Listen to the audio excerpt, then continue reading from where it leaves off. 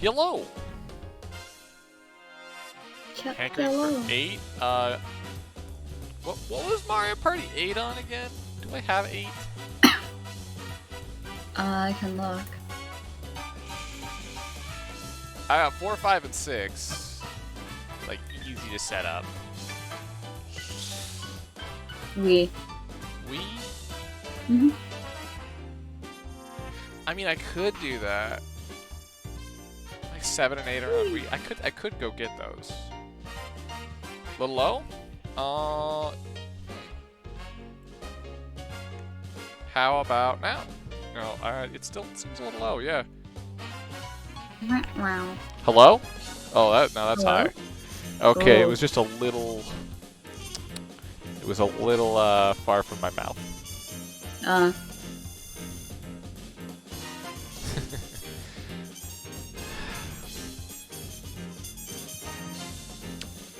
Let's put up a poll, actually, for which Mario Party. Do we have a... I think, actually, maybe we should wait a little longer before starting. We've yet to get our audience, which is fine. We can take time. In the meantime, how you doing, Shelby? I'm doing. You doing? Good. Yeah. I saw a video that perfectly encapsulated last night's stream.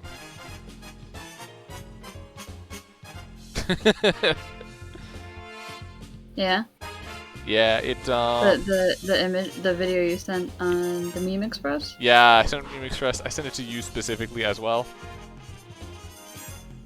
That's just last night's stream. There it is. Yeah, that's exactly how you sounded.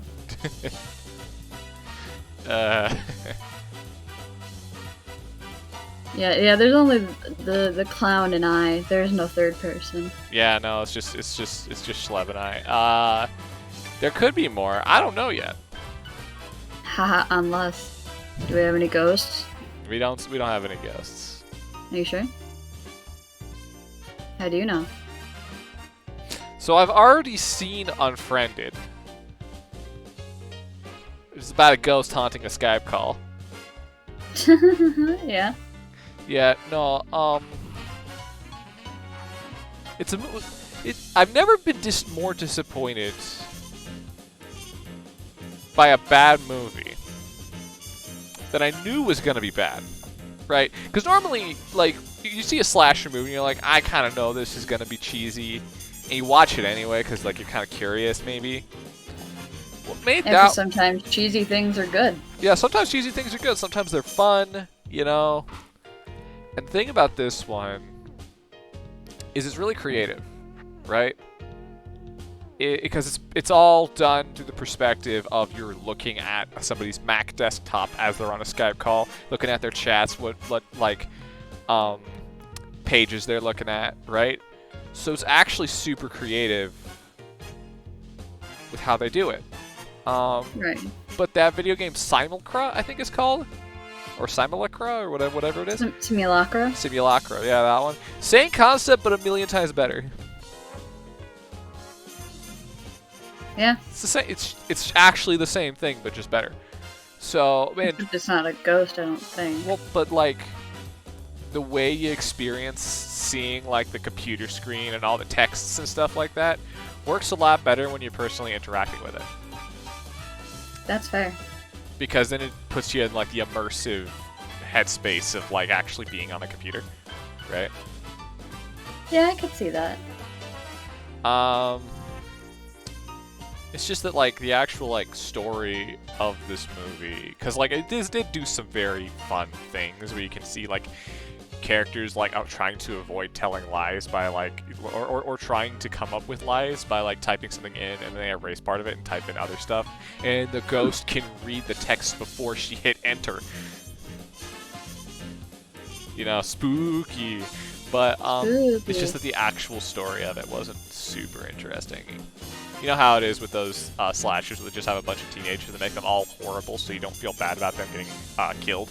In which case, why are you watching the movie if you don't care about the characters in the movie? Can we do the same thing, but instead it's Discord and you're like playing a game with a ghost? Yeah, you're playing like Fortnite with a ghost. And if you die in Fortnite, you die in real life because the ghost will come and eat you, you know? Yeah, but yeah, no. So, wasn't a particularly good movie. And it was disappointing because it could actually have been kind of amazing with what they were attempting to do with it. But it wasn't. Fair. Because creative ideas like that do let you make really cool movies on a low budget. Oh, yeah.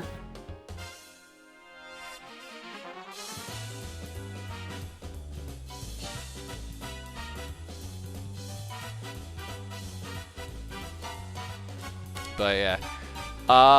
And then Kaz mentioned Lightyear, kind of just alright. That's kind of what I'm hearing. People didn't vibe with Lightyear, which is interesting because there's another concept that I think kind of works on paper. You know?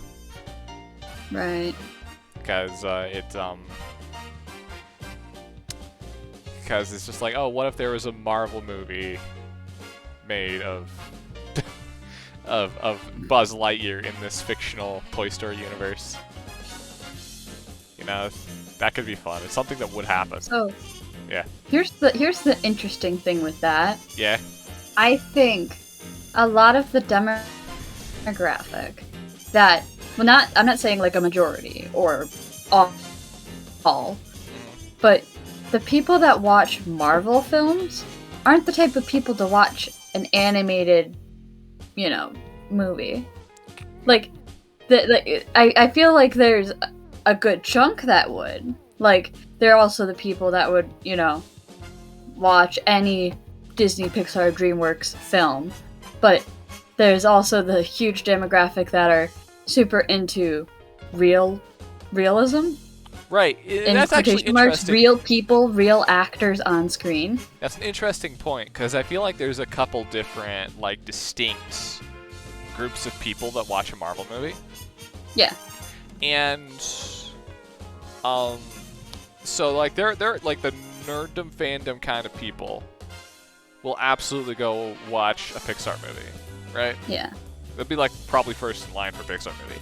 Your average nerd. Yeah, you're like a typical average nerd will go watch a Pixar movie, right? Yeah. But like quote unquote normies will watch all the Marvel movies and be like, I don't want to watch anything animated. I can't take it seriously because it's not realistic. Meanwhile, Yeah. like spandex-clad superheroes are punching aliens. And there's more CGI than real. It's like 40% animated anyway, maybe 60%. Depends on the scene. Depends on the scene, yeah. Yeah. I think the most recent Marvel movie I saw. Oh, thanks for the sub. Woo! I don't think, Holler, get dollar. I don't think the alerts happened yet. But thank you very much, appreciate it. But yeah, no. The most recent Are your Marvel movie. alerts on? They should be. I have the thing on. Yeah, there it is. Oh. Why'd it take so long? Had to process or something, I guess. But yeah, the Holler, get dollar. the most recent Marvel movie I've seen is Doctor Strange. I'm actually gonna keep talking about that, but first I'm gonna put up a poll for you guys here in chat because I want an opinion.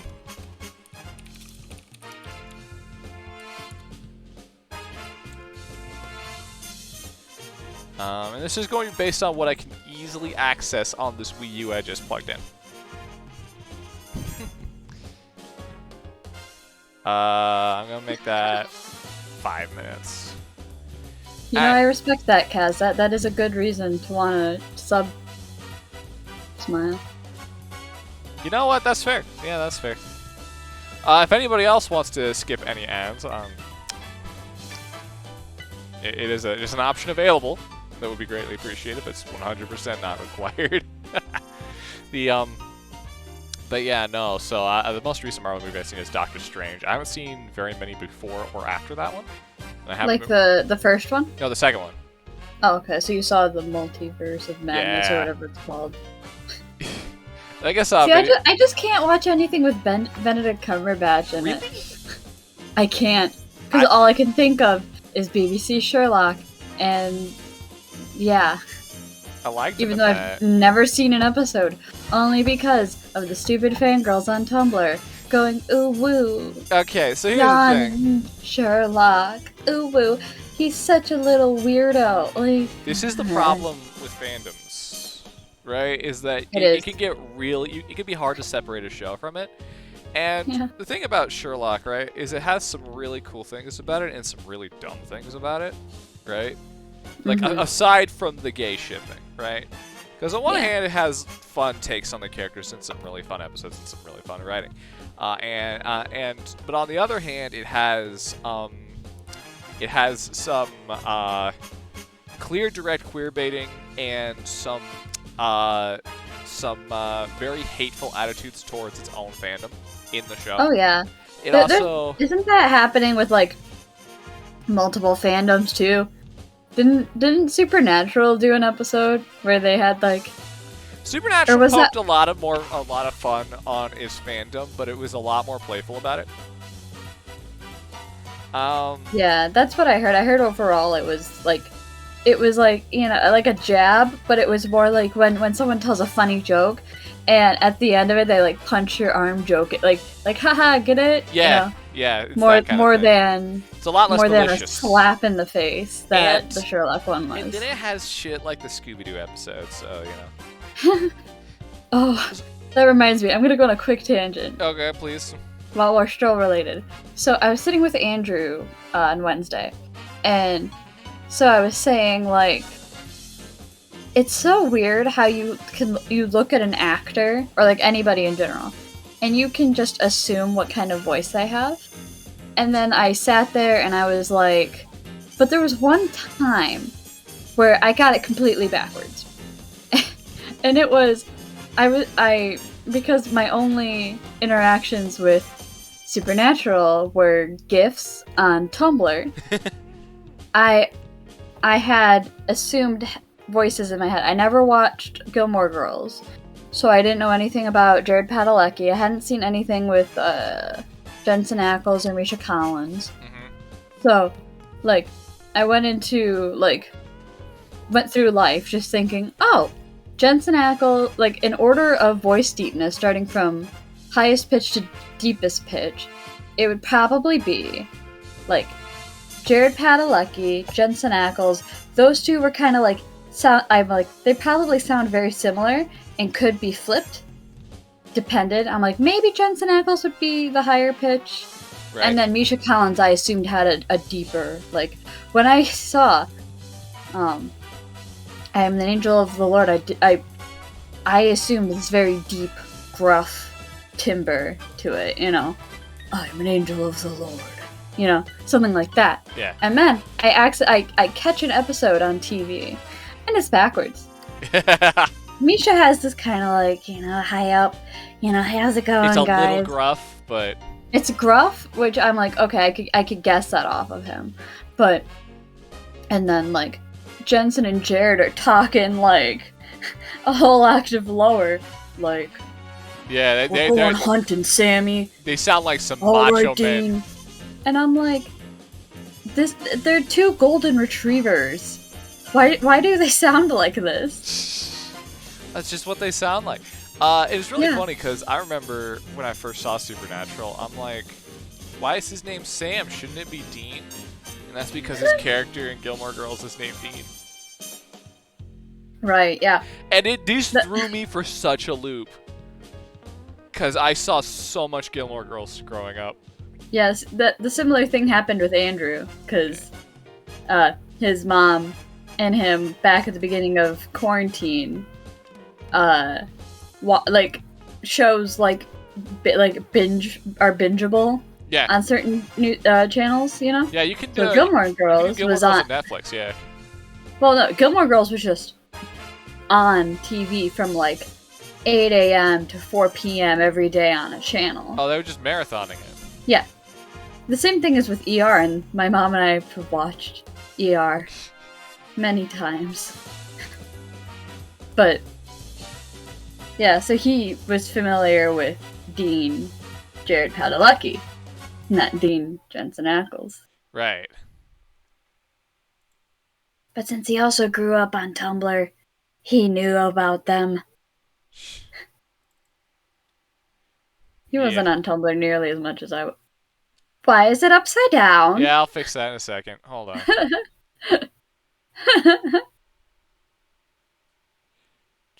Where? Nintendo.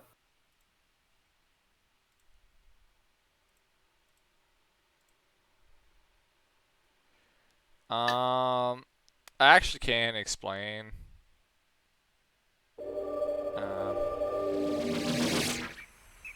We're gonna have to. Oh, I had to turn off the music. So, it's actually. Oh, it's locked. Hold on. Transform. Shade 180 degrees. So the reason why it was like that is because I've used this capture card to capture HDMI output from my laptop before to use my laptop's webcam for streaming art.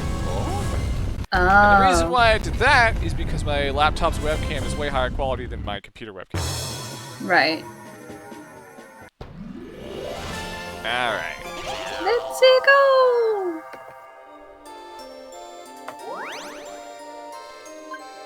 But yeah, oh. Man, Supernatural's a trip. Ooh, yeah. That's crunchy. Crunchy. That's not the stream, guys. That's actually the game running that crunchy. Do not know why it was running crunchy. Alright, party mode. This game's a story mode? I guess so. Why is it running crunchy? Hi, crunchy game. Weird.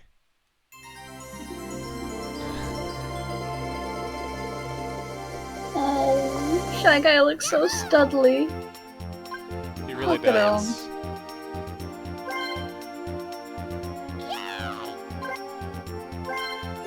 Alright. This will be pretty straightforward. Chat, tell me who you want to see. Hi, I'm Daisy. You want to see Daisy? Alright, since you're here with me, you get to pick Daisy. Chat, tell me who you want. Just throw out names. Donkey Kong, we could do Donkey Kong. He's usually here.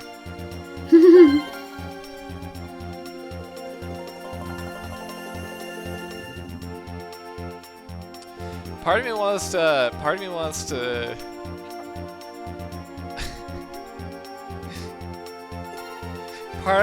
to add a thing where people can just pay channel points to decide one CPU is easy level. Oh, and if somebody else picks somebody else to be easy level, it changes the easy level computer because there can only be one at a time.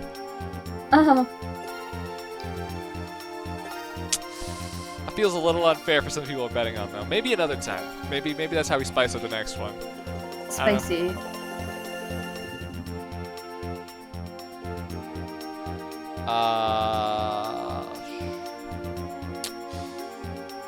Man, I don't know what to pick here. Maybe we'll do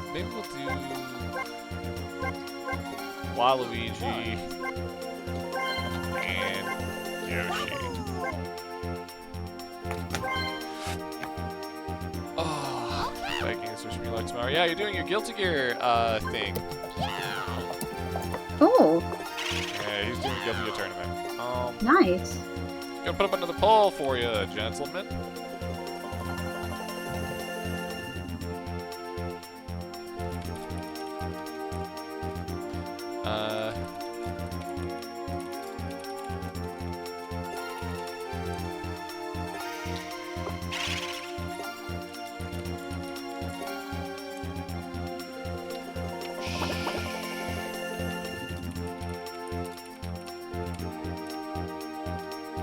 Exactly enough of these for now.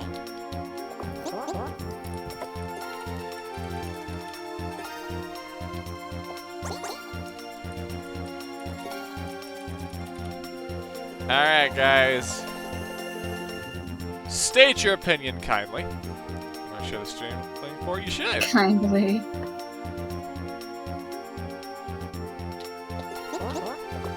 Please be kind. Rewind.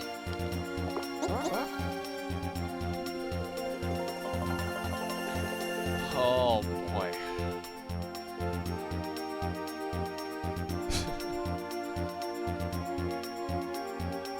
Yeah, what were we talking about?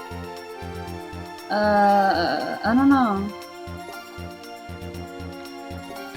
Multiverse of Madness. It has zombie Doctor Strange in it. It's the best part of the movie. Oh, really? Yeah, absolutely. It also has some incredibly gruesome superhero murders. Like, extremely gruesome superhero murders. Sounds about right. Should probably have been an R-rated movie. Oh. Yeah. Just for how violent the superhero murders are. Yikes. They're unkind. They do not rewind. Yeah, I've never seen somebody do Mr. Fantastic like that. That was... It's not even the worst one.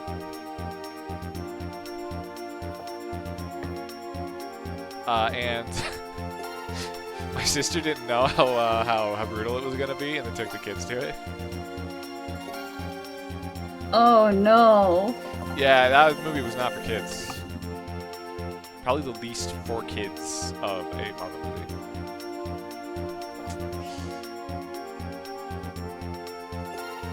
Yeah, no.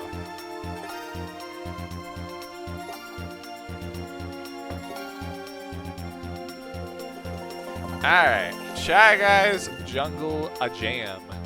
Shy Guy, woo! Keeping it shy. We stand Shy Guy.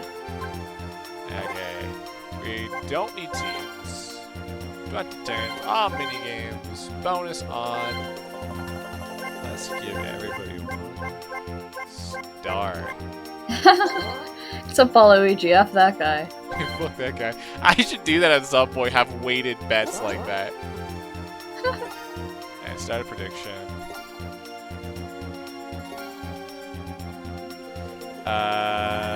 Who wins? Alright. Let's get in there so I can put these in the correct order based on what the turn order is. Where's my mouse? F.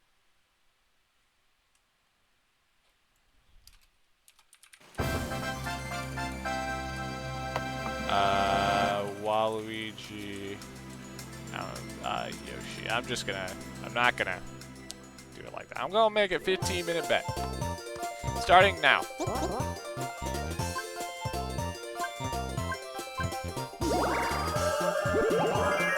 Wow.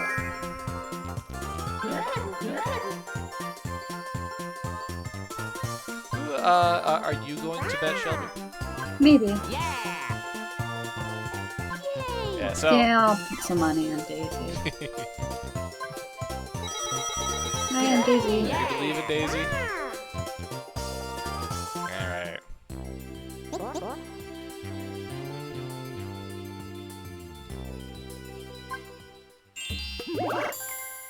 Alright, change settings, controller.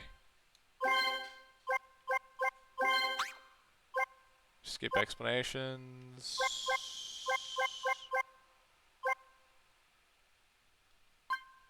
Alright. Now we can sit back and relax. The life of a streamer. That's why this game's great. That's why these games are great doing it this way, is that I could just kind of just chill and just a nice little podcast. True, true. Oh. Oh, wow, that's a good roll.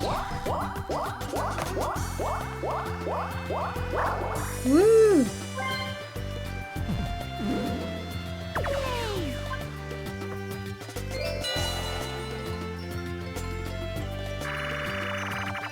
Yoshi. Blah, blah, blah. forget which one this one is. Oh, this one. this one's tricky. It's kind of fun. Yeah.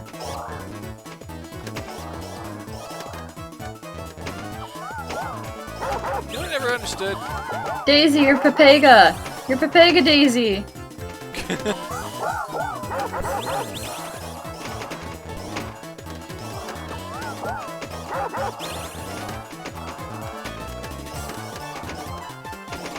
No, he's gonna. Oh, haha. Get on Waluigi. Damn. Wow, you got beat.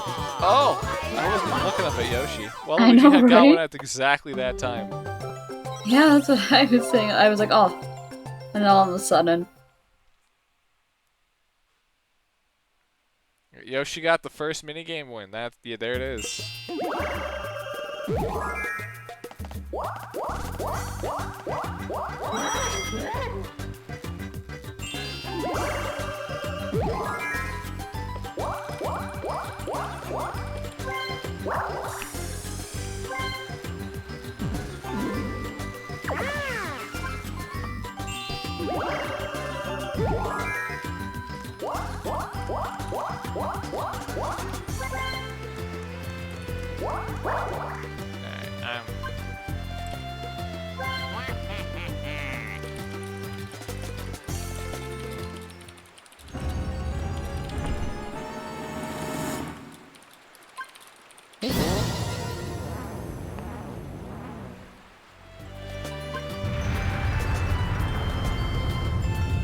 Alright, What is going on here? Uh-oh. Uh-oh. Oh, he's sad. He cried. Cried. He's just a little sad guy.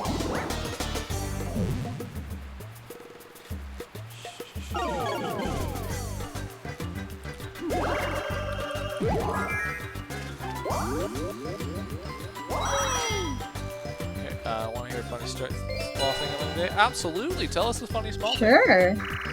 Tell us.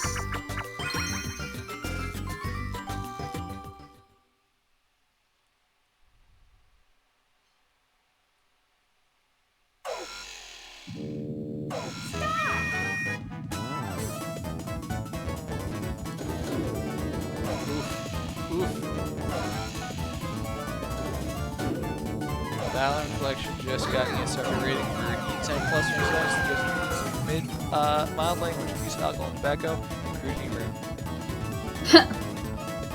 Wow. That sounds accurate. As an accurate description of the content of that video game. Are they gonna update the localization of Battle Network 2? They actually like have mild swearing in Battle Network 2. It's like the only one. Yoshi might be a problem. Yeah, he's a menace. Did Kaz like make the soul read there? I think so.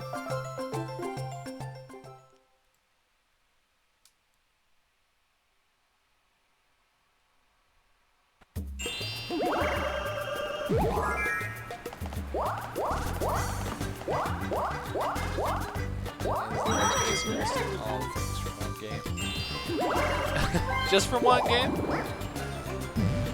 And paid a visit, so an FK for a bit. But yeah, Sparks, that's okay. You still got time to put in your bet.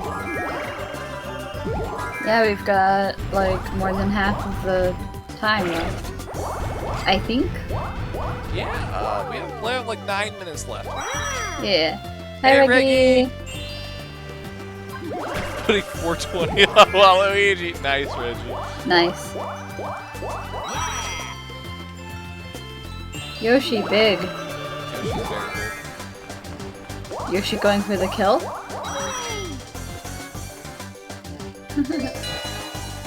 Yoshi went for the kill. Paratrooper plunge. Okay, it's gonna put a bunch of money in their wallets.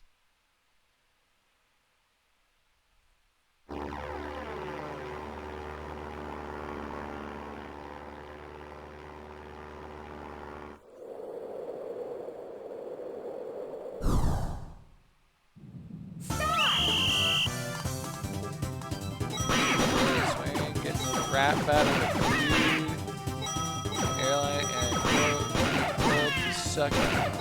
Wow! Ah. It's not as good as a line that's in Live a Live that just had its remake come out.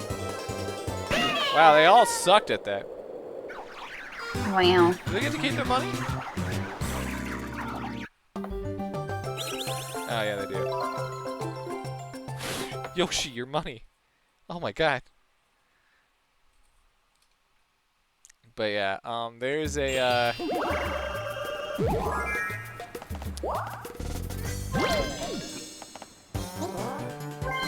but yeah, there's a line in Live a Live where you're like a cowboy at a saloon. Oh, thanks for the follow, Kadera. Appreciate it. But yeah, no, there's a line in Live a Live where you're a cowboy at a saloon, and there's like a ruffian messing with you, right? And he's like, "Oh, what? You don't drink milk unless it's from your mother's tits?" Wow. And you have a couple dialogue responses, so you can be like, "Your mom's baby." Wow. Yeah. This is in the video here. That's savage, honestly. This is a Super Nintendo game, by the way. Yeah, only early games could get away with that. Well, that game's interesting because, like, it got released on Super Nintendo, but only in Japan. And it recently got a remake, and so the remake is the first time most English speakers are playing it. And I saw a tweet that had a great take about it, where they said it makes a couple points when you go play an old Super Nintendo game without any nostalgia like that. First off, yes, they are actually as good as you remember, and it's not rose-tinted glasses. And second, moving to 3D did actually hold back our game design by like 20 years. Apparently that game's just really fucking good. No, Daisy! Yeah, Donkey Kong, he's slipping and sliding. Making it happen. The whole point to summon as many as possible. It's still pretty insane that Yoshi's just killing it right now. Okay, alright. What is Reggie talking about here? Now to work on turning my Blue Wonder S deck and Master Duel into a rank 8 control deck. Running it for this problem. Not for T1 Slifer.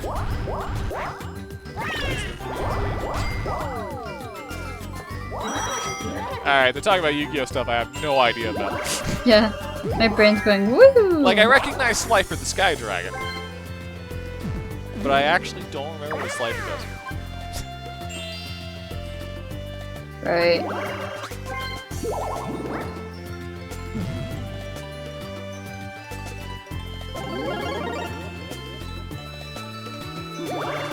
Yeah, I played Master Duel like a couple times, and I enjoyed it. I actually think Yu-Gi-Oh's pretty fun, but I didn't really quite get into it, you know what I mean? There's like too many things to learn. It is also quantifiably the most verbose trading card game. It's got the most words on those cards of any trading card game. Makes sense. I'm willing to make that bet. Also, she just got a crystal ball. She can steal stars and coins. Ooh. Assuming she has the opportunity, like she gets enough money to steal it. Granted, she can just use it for free money if she wanted, but... True. 3. Two's good. Take 2. I never see it go to 3. I want to see it go to 3 and then be a coin minigame. I want to see that happen. Oh god, that's too much money. I want to see that much money happen. Yeah, 1K for each card. So if you have a bigger hand, you have a bigger Slifer. Got it. By the way, we have 3 minutes left in the bet. If you guys want to bet your channel points on any of these CP he's do it now. I'm pretty sure Yoshi's currently in the lead, but it's still early game, so anything can change. Oh no, Yoshi! Goodbye, my king. Daisy, no! Run! She gave up. Daisy, no! She gave up. She accepted her fate. Yeah, you know what? That's fair.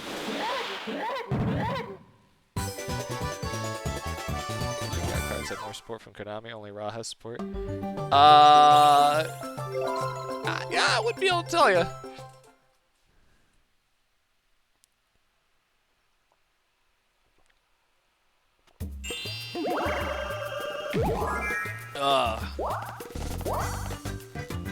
It's sounding like okay, because here's my brief understanding of how Yu-Gi-Oh kind of works. There's a few deck archetypes from the anime that everybody wants to play, right? But then those are like, so then they go play them in the card game. But then like some obscure thing they never heard of is like the best thing in the game. They have to go figure that out. So they're not playing the Yu-Gi-Oh from the show. That's kind of, to my understanding, how Yu-Gi-Oh tends to work out. It's like, I wanted to play these, like, Egyptian gods, and, like, I want a Dark Magician, but then I get, like, eaten by dragon maids.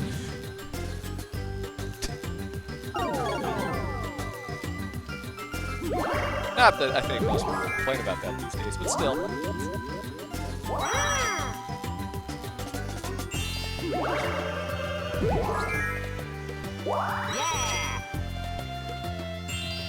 Yeah, how do we...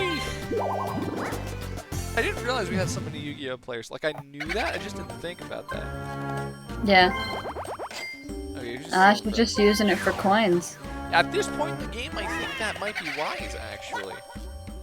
Kick his butt. I think that's completely okay, because you need to have enough for stars and stuff. Yeah. Puts her back in the game. Okay, that's kind of what that does, because she was really behind on points. Yeah. His lane's on a red. Bummer, dude.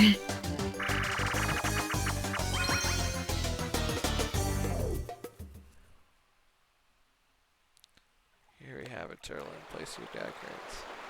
Kid Daisy, break the glass ceiling. Show that a living can be just as good as staying on a platform as men. Yeah. The Donkey Kong's just like, whoop, whoop. Everybody just makes it.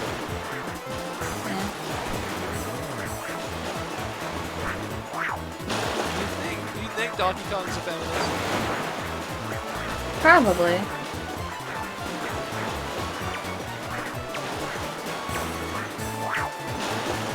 And like a real one, too. You just go read his brain, and his brain's just like, ride, wife, life good. Wife fight back, kill wife! No. Not that joke. Think about wife. Regret.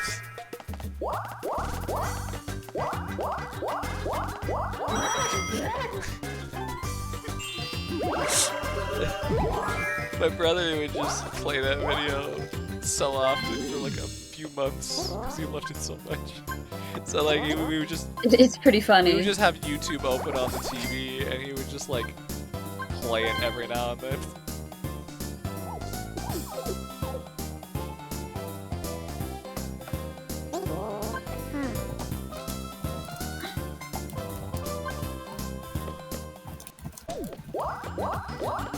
Right, wife left with the video, it's so bad.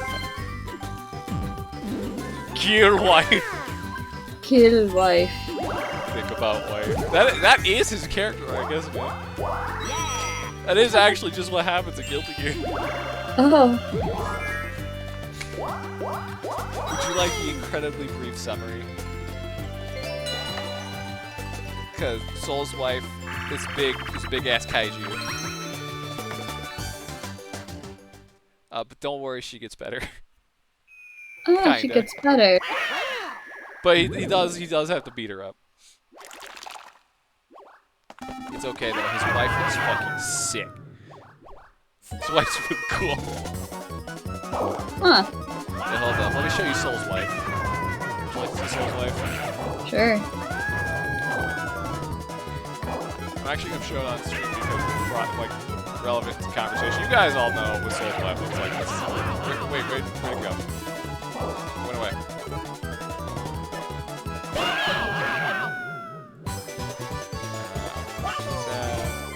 Oh, it's a web P. Of course it is. Okay.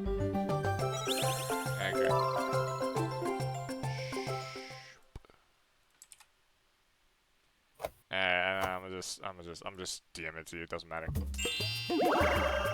Damn. Bam. Here's Soul's wife. Ah, understood. Yeah. Powerful woman. Yeah, absolutely. She's fucking hurting you. She's shooting nukes at you. Good. She is playable. Oh, Her name is Justice. I dig it. I dig it. Yeah. They had a baby together.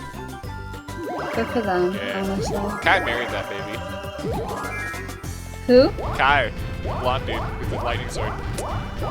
Oh. Who's Soul's rival. So they're like rivals for like games, and then like at one point they realize, it's like, oh fuck, you're my dad-in-law. You're my dad. Boogie, boogie, boogie. Get out of the way.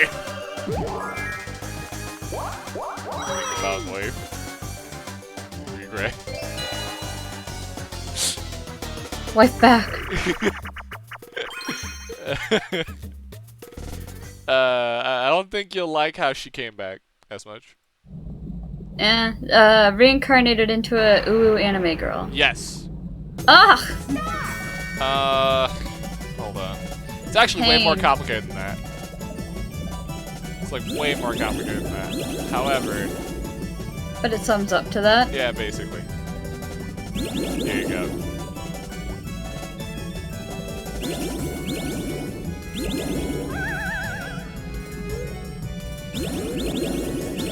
Granted, she was an uwu anime girl before she was a giant kaiju. Uh-huh. Because it's a result of scientific experiment, because Soul is actually a brilliant scientist named Fred. Oh. Yeah, his name's Fred. I never want you to forget that. Fred. Bad guy. Yeah. Yeah, this is my favorite fighting game character. He's buff, he's cool, he's macho, he's got like fire. His name's Fred. His name's Dr. Fred. He has a PhD.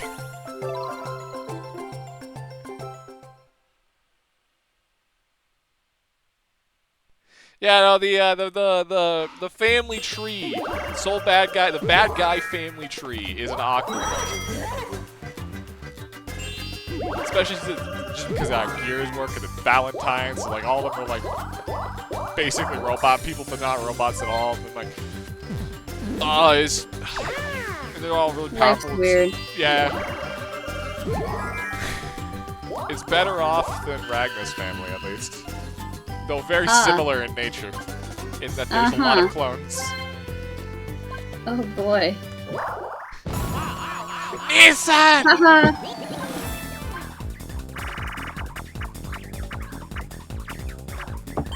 That's fine.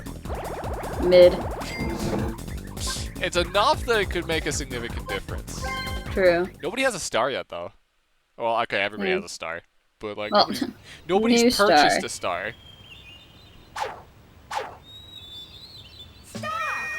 Come on, girl boss. Daisy's doing the opposite of being a girl boss. Yeah, she's kind of throwing. Please.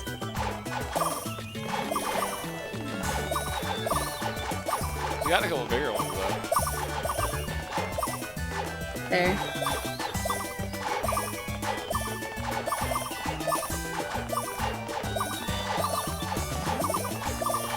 Jack are her grandparents. Kai is the son-in-law. Dizzy is their daughter. Sin, Ram, and Elfeld are their grandchildren.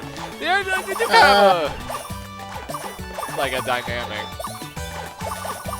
But technically, Ram and Elfeld are also clones of Soul's wife. But like only one clone of Soul's wife, that being Jacko, like the actual clone of Soul's wife. It's weird. Sounds like it. So, Guilty Gear's story mode is just basically 6 hours of exposition, with a couple neat fight scenes thrown in. And I don't even know what happens in Strive. I haven't played Strive Story mode.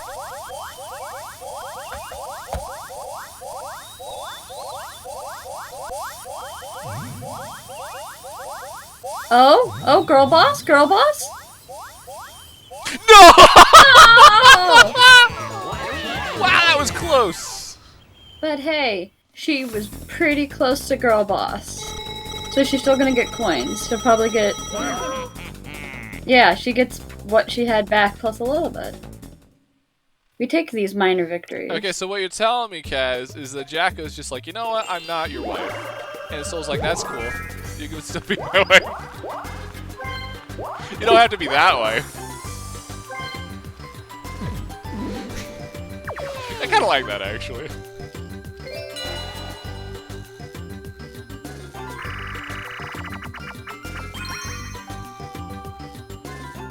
I always want the money ones to show up, just because I want everybody to just have too much money. Nah, that's lame.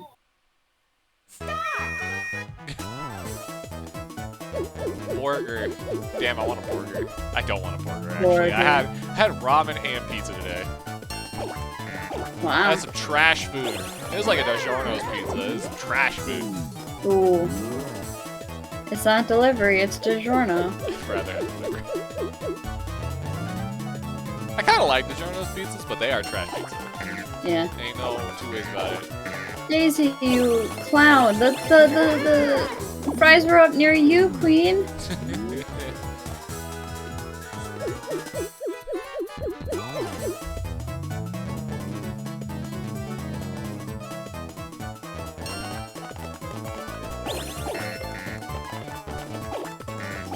I was telling you Guilty Gear, but I kind of would like to play Oh Guilty my Gear. god. Damn. They're both stupid. Certified, bona fide, stupid.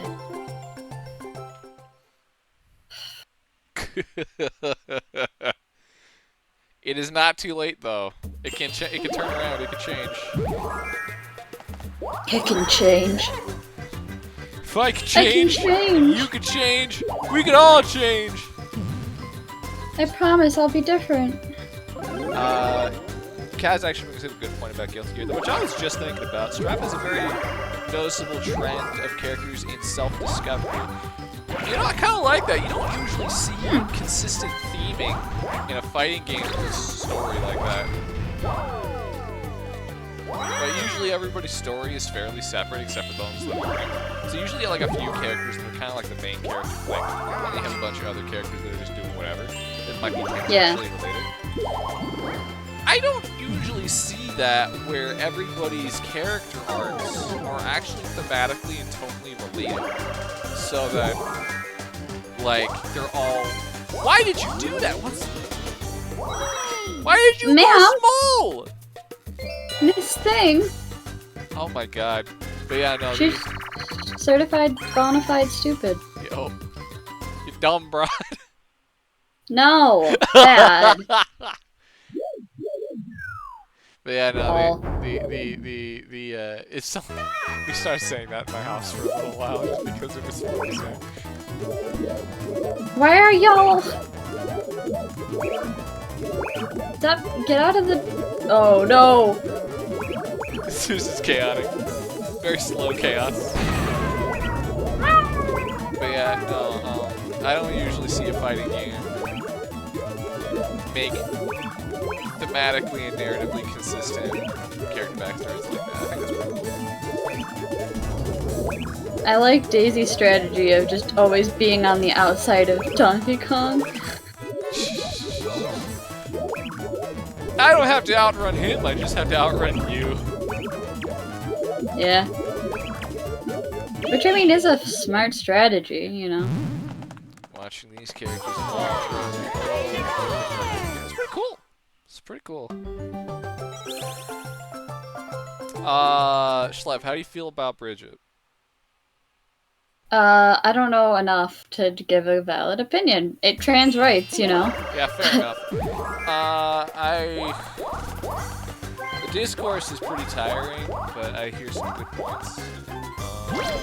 Good points.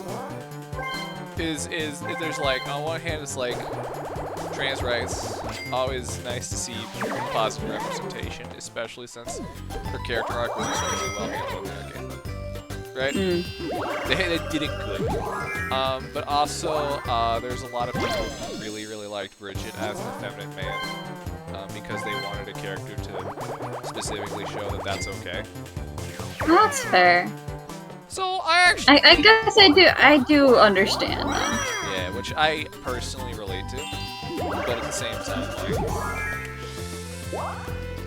you know, I feel like both points are valid, and however they win, it was gonna make somebody mad. So I feel like...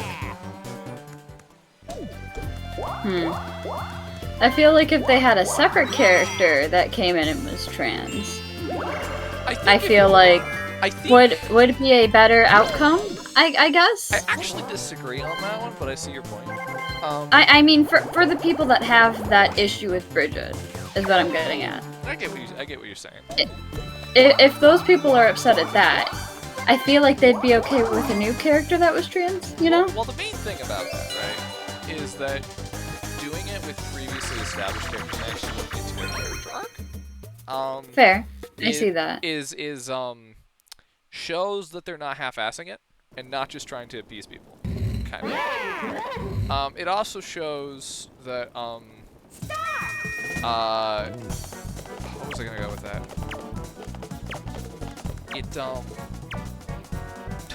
I actually got distracted by the minigame. How dare I get distracted by the actual content of the stream. But also shit. So long, Space Monkey.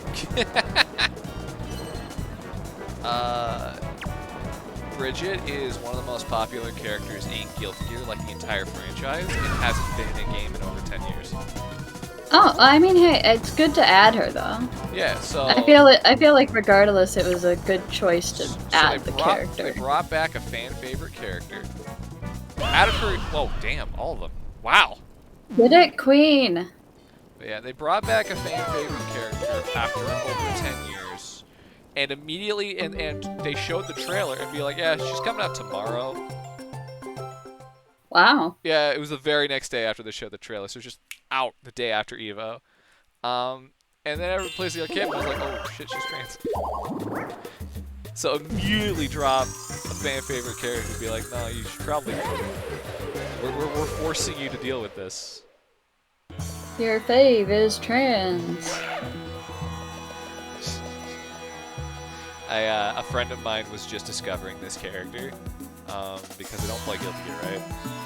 And right. I'm like, it was actually Alex, you know the guy. Yeah. And I'm like, I regret to inform you that this is not okay. Huh? He's like, that's okay.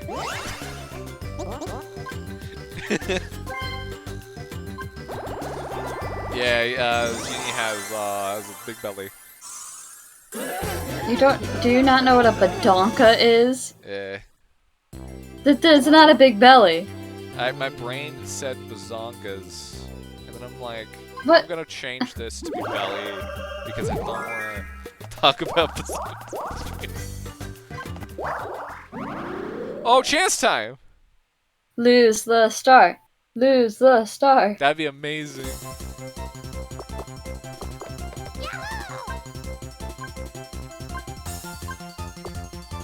But anyway, it was really cool with fighting games to just see a bunch of people. Oh, really this happy. one's the Okay. pinball one. I will get back to Cringe. talking about fighting games after chance time. Oh, hey Daisy. How you doing? Uh-oh.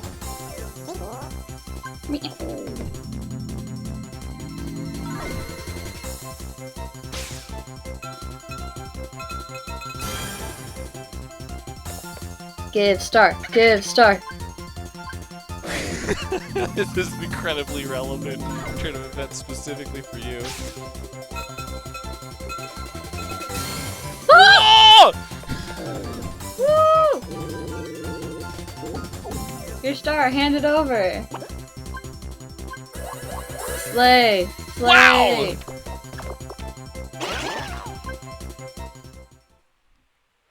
I like how the whole squad shows up. Yeah. It's It's really cute. All here to watch his shame.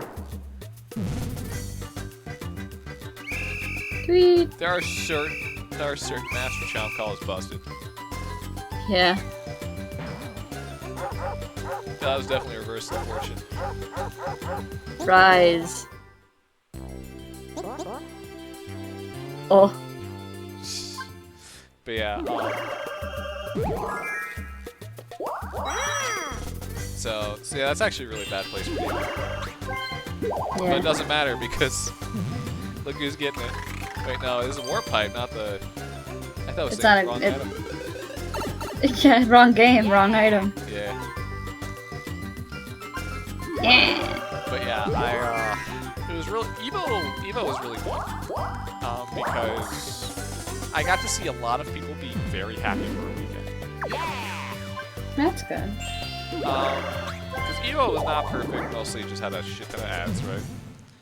Right. But it was, you had like 4 different games getting confirmed to get rollback patches. There's Dragon Ball. yeah, Dragon Ball, Sam Show, Persona, and for some reason the Rumblefish 2. Uh-huh. Yeah. Have you heard of it? No, you haven't. Whoever No. told you about it is me.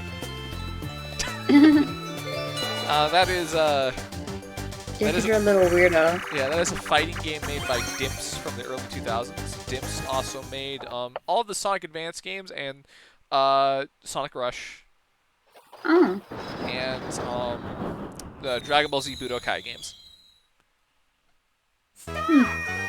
So yeah, and Grand Blue announced an online tournament series instead of announcing rollback. But and then immediately after that tournament, they had the Dragon Ball Fighters tournament, which ran until 2 in the morning and announced rollback. It was a special experience. Sounds like it. But then and then Bridget for Guilty Gear, which made everybody go crazy. There were a couple announcements for Street Fighter as well. So it was just a good time. It was a very good time, and I don't always get to see several different fandoms get really happy all at once. Just get to go on Twitter and just see happiness. The small things, right? Yeah. Even though like they didn't announce any new games, they didn't announce anything super crazy aside from Bridget, right? Damn. Daisy, you're scuffed.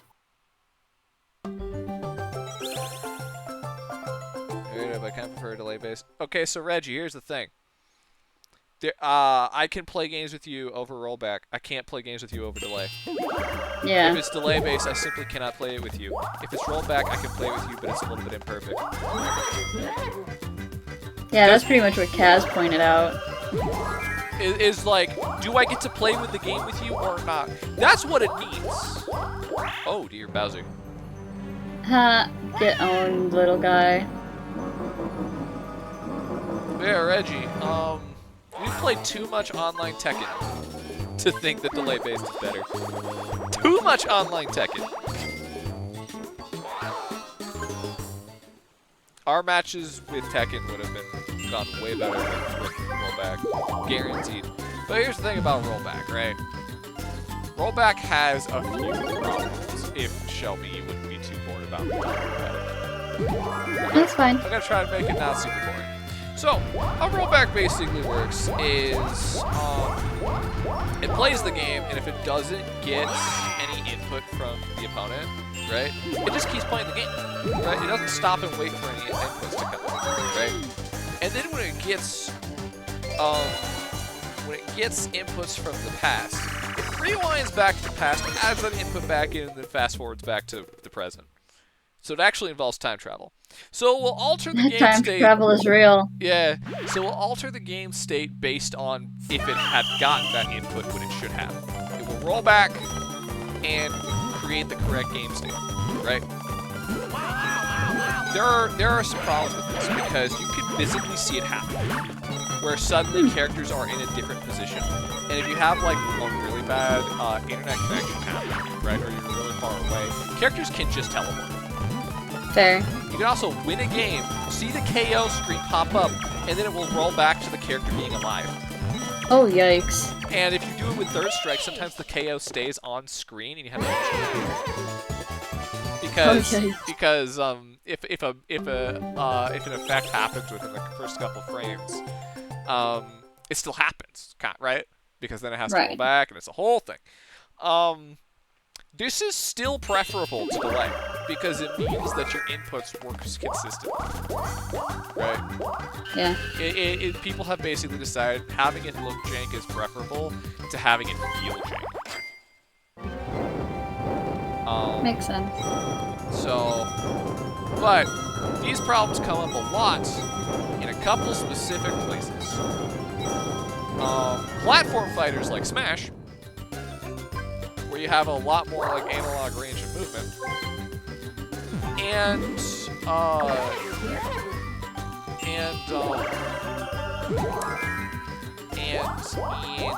it could happen like a lot in Dragon Ball FighterZ, because Dragon Ball FighterZ has a lot of stuff where this rollback is gonna mess with you, right? Yes, we said platforms fighters like Smash. Hi, Beirut. I saw you lurking since the beginning of the stream, bestie. Which is having a handful of times multiverses. The thing about that, Reggie, is that is frustrating and that is jank. But if the exact same inputs had happened locally, you would have lost the encounter, right? So it's frustrating and it looks janky, but it is better than the input delay changing, right? Because with how it works from Dragon Ball FighterZ, right? So you know the game runs at 60 frames per second, and everything's meant for frames, right? Mm-hmm. They'll add a few frames of delay to your inputs to make it so it will sync with the opponent, right? And this happens with rollback as well. It's just with rollback, it's usually like 1 or 2 frames. You can set it, and it's consistent. With Dragon Ball FighterZ, as it is right now, this can range anywhere from 2 frames to 14. Oh, that's a variance. And it can change rapidly in the same game. Yeah, because that's almost nothing to a quarter of a second. Yes. Yikes. This does not happen with rollback. So you will always get your combos consistently on rollback. The sacrifice is that it looks cheap. So... Oh wow. Ha! Get owned. Imagine. All right, what's the collective frame delay for playing Smash Ultimate Online? Because there's an inherent 8-frame delay with Smash Ultimate, no matter what you do, right? Ah. And then like at least like 5 more frames when playing online against most people. So there's a massive frame delay playing Smash Ultimate Online.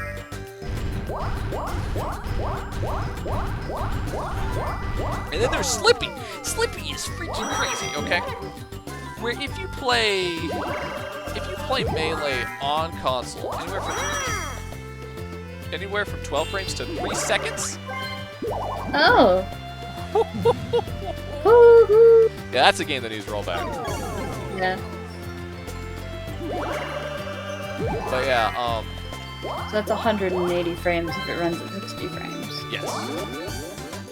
That is what Luigi Stars looks like. Yeah. But the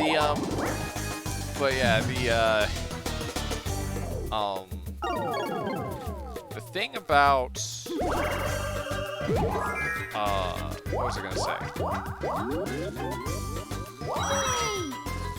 So yeah, no. Dragon Ball FighterZ getting rollback.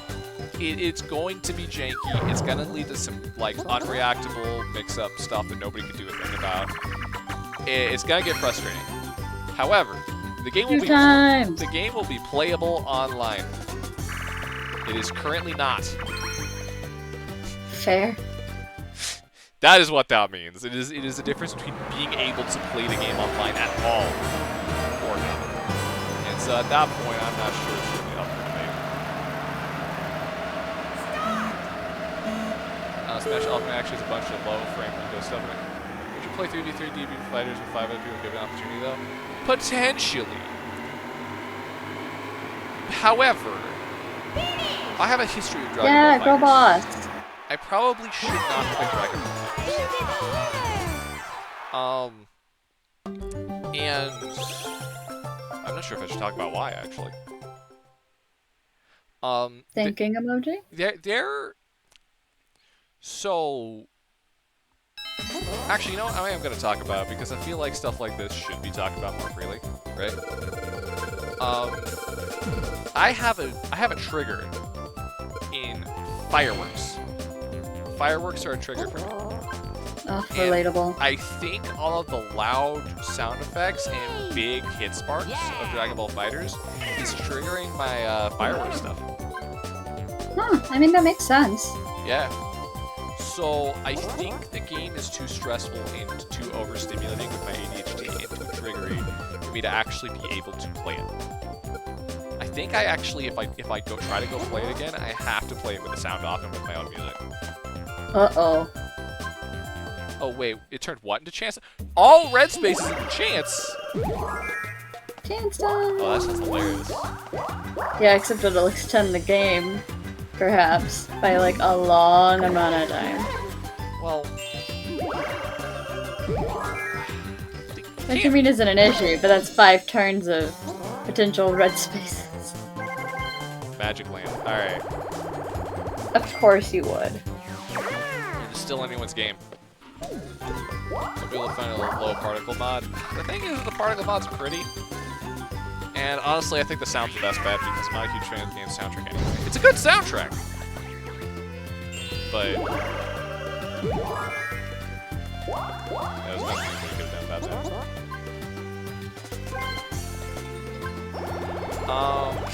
But yeah, I actually have the same issue with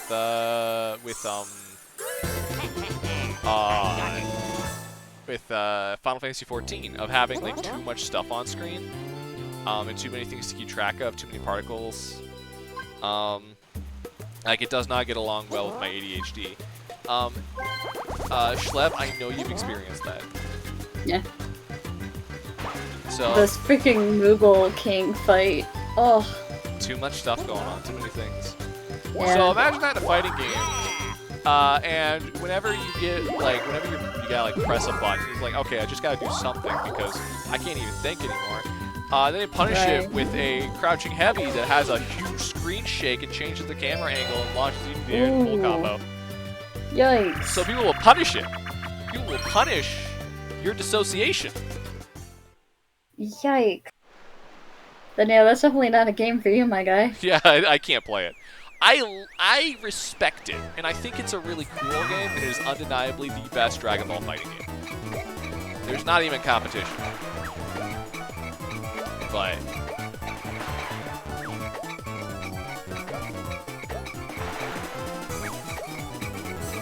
yeah, no. Come on, Team Girl Boss. Yeah, Reggie, I can't do 8-mans. I can barely do 4-mans. Yeah, I I can't. can barely do 8-mans If myself. there's a boss fight in the game, I can barely do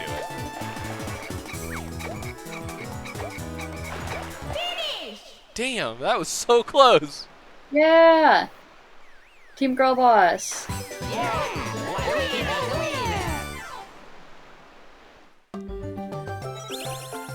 Slay Girl Bosses, slay. I wanted to get another Boo Orb. Like, really bad.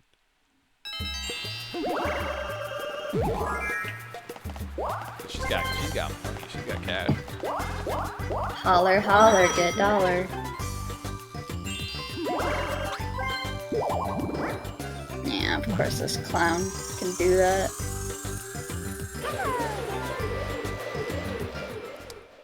Daisy still very much has good chances here. Oh, true. She's got like a lot of money. So Coin Star is a possibility. Mm-hmm.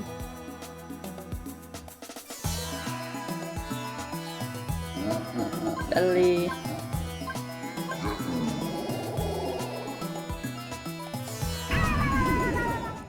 Who's your favorite fictional genie? Do I have to say one? No, but I'm curious. None. None? You don't like fictional genies? No. What about the genie from Aladdin? Nah. It is the single best use of a celebrity casting in a Disney movie. I like Robin Williams. Smile. Yeah.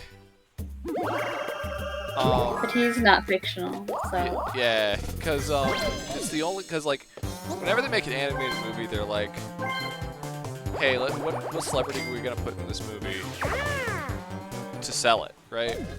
But with Aladdin, they're just like, hey, we like Robin Williams, let's make a character for him. Right. And apparently how they got Robin Williams to agree to it was they animated the character to some of his stand-up, and he laughed really hard to it. Yeah, that's what I heard. Yeah. And then that animator was like, dude, that made Robin Williams laugh. So, Small victories. yeah. If I was an animator and I got Robin Williams to laugh, I'd be like, fucking... I'd be over the moon. Kaz, okay, you know how whenever there's a movie or like a movie poster where they want to establish that there's a really sexy girl on screen, they always do the shot like between her legs, and you see a guy, and like the legs frame the shot, and the guy's between it, right?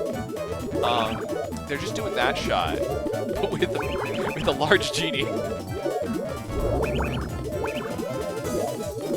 I don't know why they choose to do that shot. But it's funny.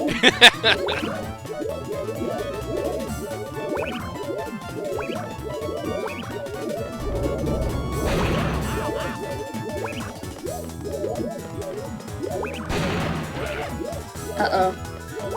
Girl boss. Come on, girl boss. I think she's gonna make it. Yeah. You know, Daisy just has a really good shot. Daisy has a really good shot. This game started going really well for her since the chance time. Yeah. It is still technically a 3-way tie right now. Right. So anything could happen, but one of the original Star Wars posters sitting next to me right now, just realized that is a lot of thigh. Fantasy and sci-fi movie posters in particular get like that. I don't know why I did that. Minigame, really? This dude's gonna lose his money. I wanted 50! Ah! You're never gonna get 50. Well, at the very least, he's still gonna be able to get the star if nobody else comes over and steals it. Yeah. Someone ought to warp to him.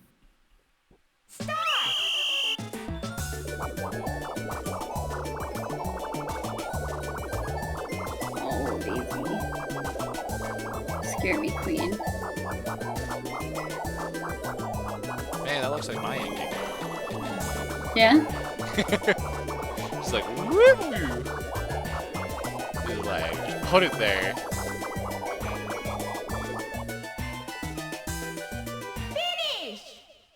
I think Donkey Kong might have won. Shelby, am I a maniac for doing like...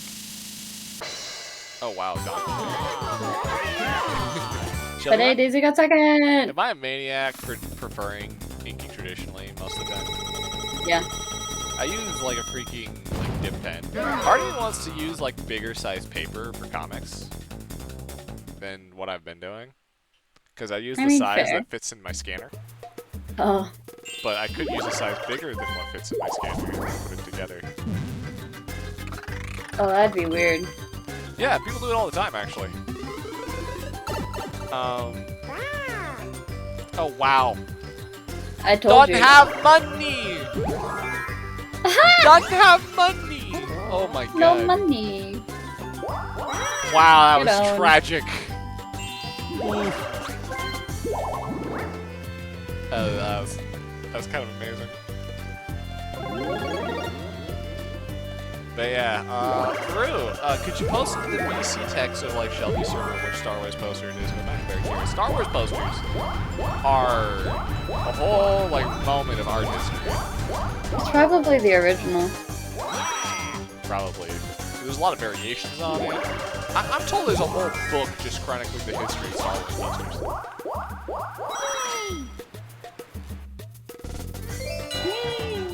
They're pretty special. Goal! That was this is one that hasn't been played on the save file before. Yeah. And it's this one. Kick his butt. I know this mini game well. We did this not that long ago in the new game. So you can have like a change of perspective. Like I think the goalie has a massive advantage on this one. This is not the case in the new one. They rebalanced the hell out of this thing. Actually, it doesn't seem to be going bad. I don't think he's gonna make it. Oh. Damn, that's rough, buddy. Donkey Kong's getting bullied. Oh, just bullying the monkey. I play a commission and switch to the next year, and I asked thing. Okay, cool. What you gonna do with your VTuber model?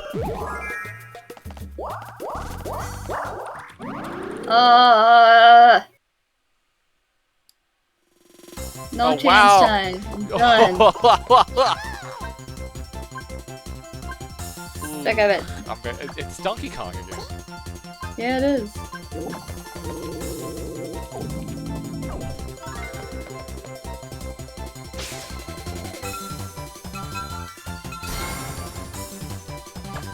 Yoshi, okay.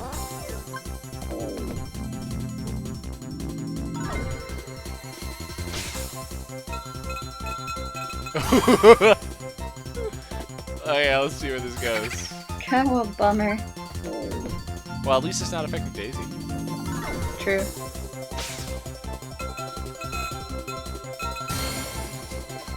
Ooh. Wow, okay. You get nothing. You lose. Good day, sir. Oh, this means Yoshi's gonna... Yoshi's already missed the star. Oh, that's right. He passed it. Oh. But I don't remember where he is. Is he... Oh, yeah, he can still... No, he cannot. He can't get that boo.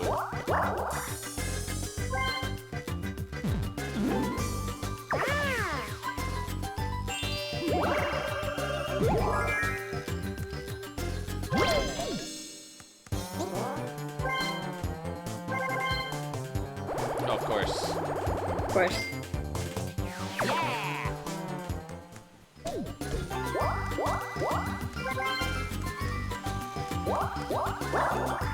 Oh. They're gonna make him He cry. just needed another happening.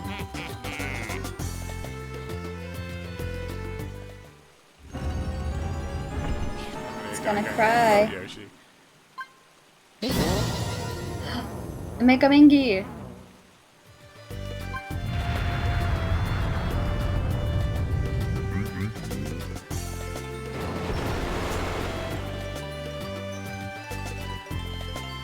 That's rough, buddy. That's the whole rest of the game. Why does she keep using this? Because it's Dumb AI. yeah, she's going nowhere fast. So at this point, I think the only star that's going to get purchased again, like from here, is going to be Waluigi's next star. And from there, Daisy could still win by bonus stars, but realistically anybody could, because it's not a particularly wide spread.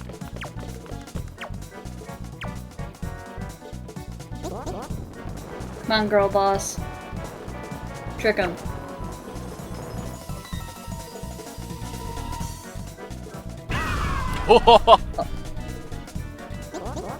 Oh. Trick him, girl boss, trick him.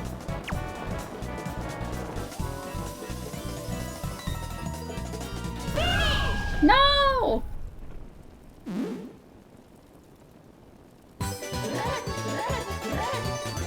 Cringe. Away she goes.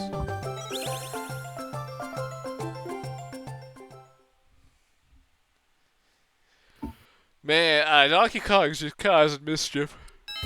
That's true. Yeah, yeah, there's not the only person who could possibly get this star is Waluigi, and then if it like pops up right in front of Daisy, maybe she could get it, but there's nobody else getting the star. Oh, he's tiny. Not. Why does it let you play this? I don't know. You can't use it. You turned too late.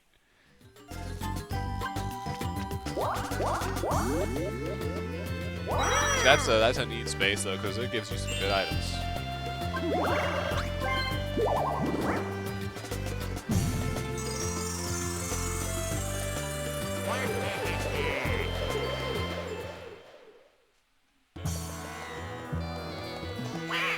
Hot damn!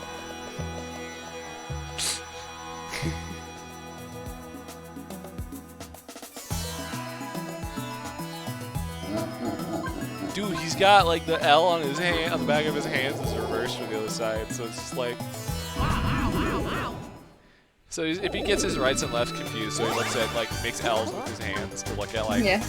He's gonna get confused because he's gonna have a backwards L on the other one. Oh.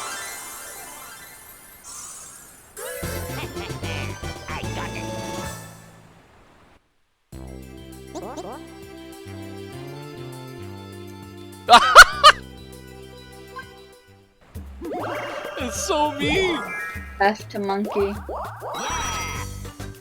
Didn't have a chance. Well, to be fair, she can't get it either now. Yeah.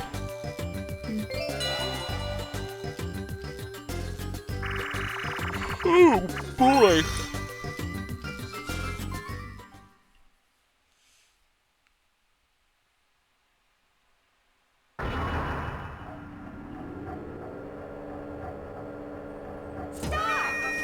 This minigame is brutal.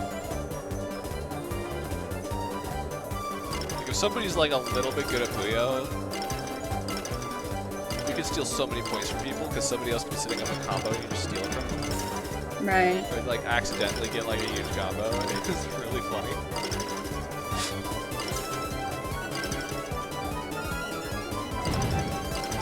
It's very chaotic. It was very chaotic.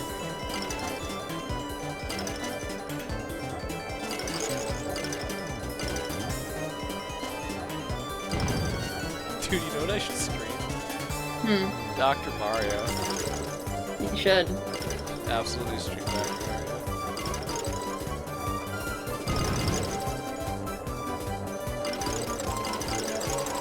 Dude, There's a you big just combos stole. there. Yeah, somebody just stole there. Oh, dude. Oh, there's some chaos happening on Waluigi's side. Yeah. I don't think it's gonna go well.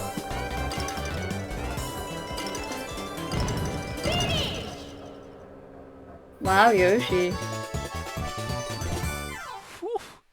Alright, let's see who the winner's gonna be.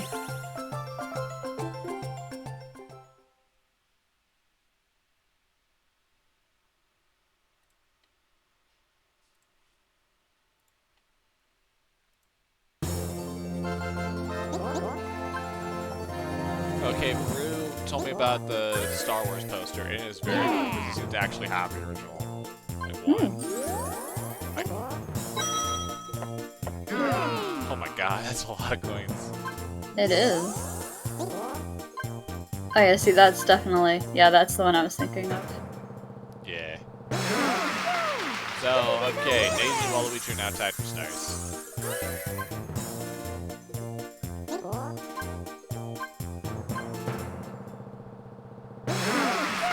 Daisy is now in the lead. GG. Yeah, there's no way even if Waluigi gets a happening, she still has way more coins. Queen Boss wins! Holy shit. Green boss wins. Green boss wins.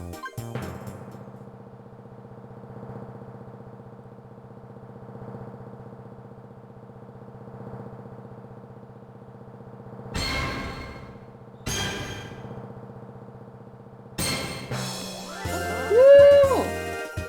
I finally won one of these things. Yeah. Give me your coins. This is capitalism. She knew that one of America maybe was gonna win. Fair enough.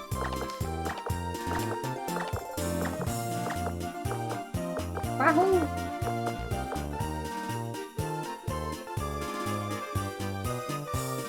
Well, let me hit detailed results because I'm technically not a player.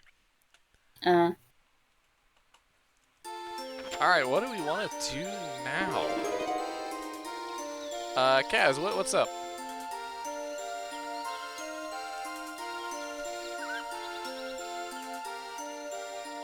Think about Time Over Fantasy. Do tell. I am very curious. It's huge on It is. plagiarism. Okay, so we knew It was is. we knew it was Genshin Impact, but like, we talking like asset flips? Are we talking asset flips? Like, how big is the plagiarism on this one?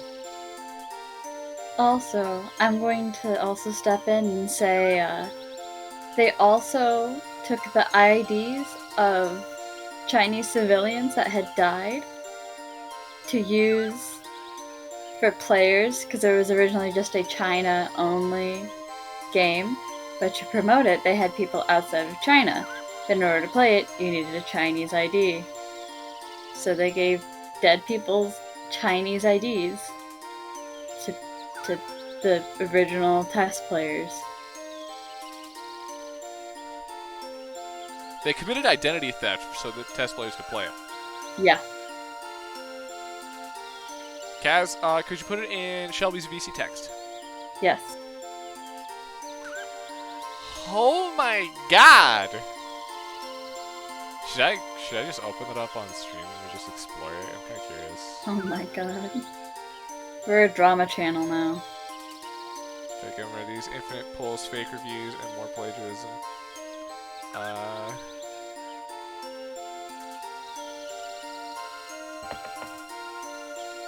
Oh my god. Okay, you know what? We are totally going to do this because this is fascinating to me. Oh yeah, it says it in this tweet that about the fake government IDs as well. Okay, let me. I'm gonna run to the bathroom real quick. Okay, I'm a change things up here a little bit.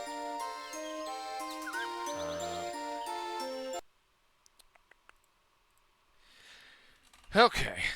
All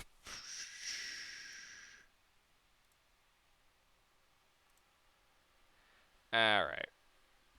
We have to see this. I have to know.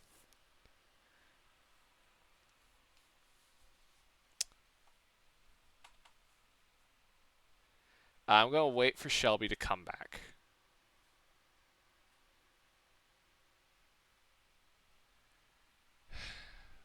Boy, oh boy. I'm very curious. Very curious about where this goes.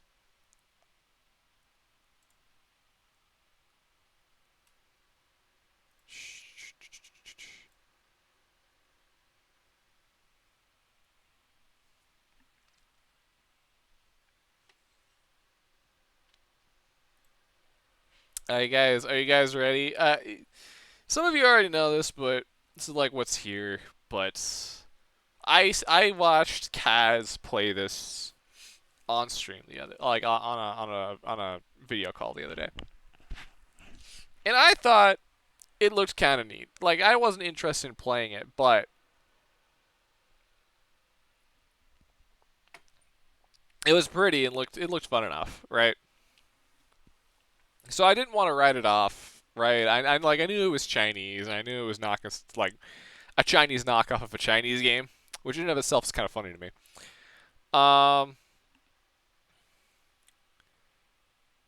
Yeah.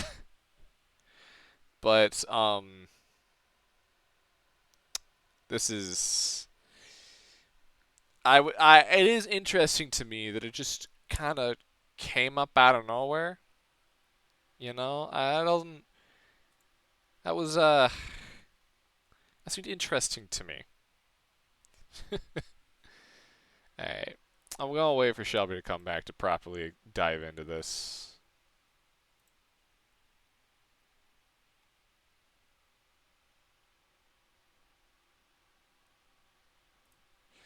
In the meantime, I'm going to check my notifications real quick.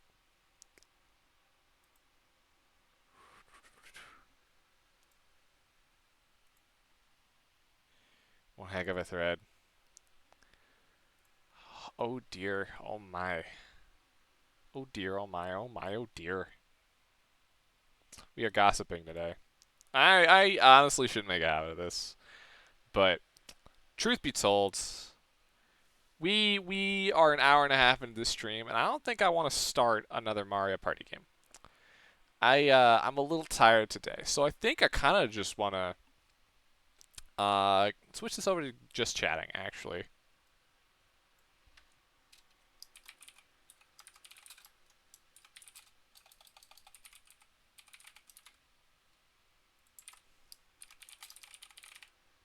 Yeah, we're gonna hang out. You guys down to just hang out for a little bit? Now, let me find some nice music. I need some detective-y sounding music.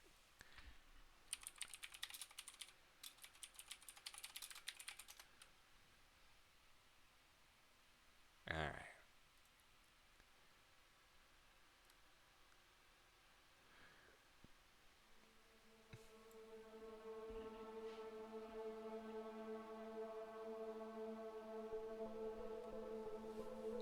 That ought to work.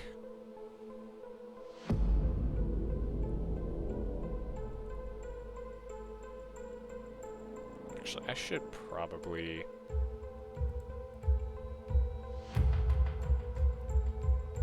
Oh, that's the wrong thing.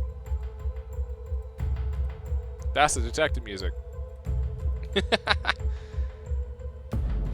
Where did Schlieb go? Maybe we'll just start. Yeah, we'll just start.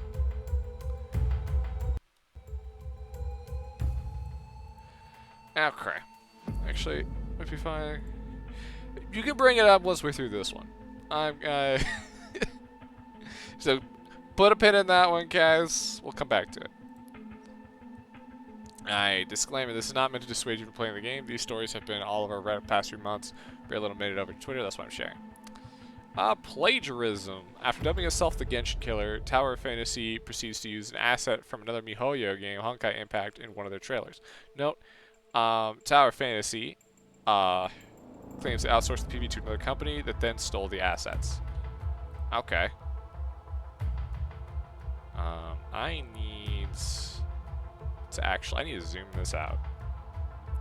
We're gonna...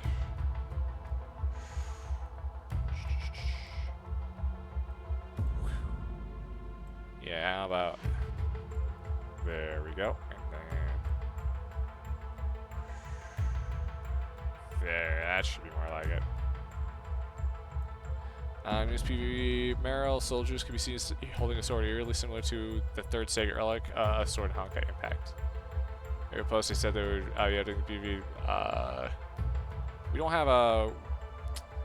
Okay. There it is. Got it. That's our photo evidence. Alright.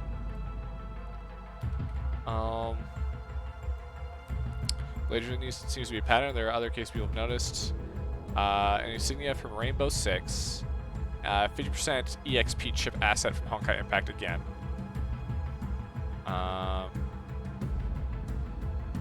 Wow. Yeah, that's just taken directly from Rainbow Six. That is exactly the same. Okay, they just took out the little rebreather.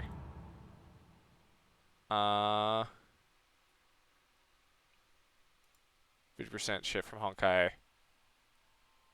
Okay.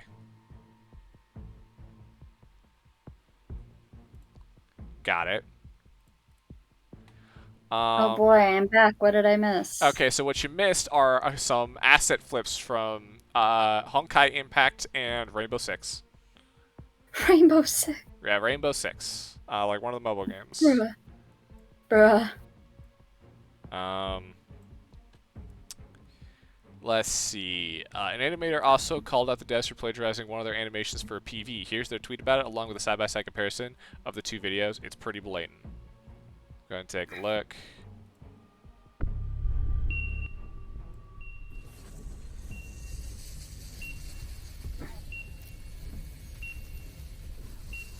Okay, so that nothing so far. 被决定的未来可以重启，你会做怎样的选择？ Oh, oof. Huh. Interesting. Oh, dear. 残缺的阳光，永恒追逐的温暖。Wow. Wow. Yeah, that's blatant, alright. 我们到底该作为谁存在？ Oh shit.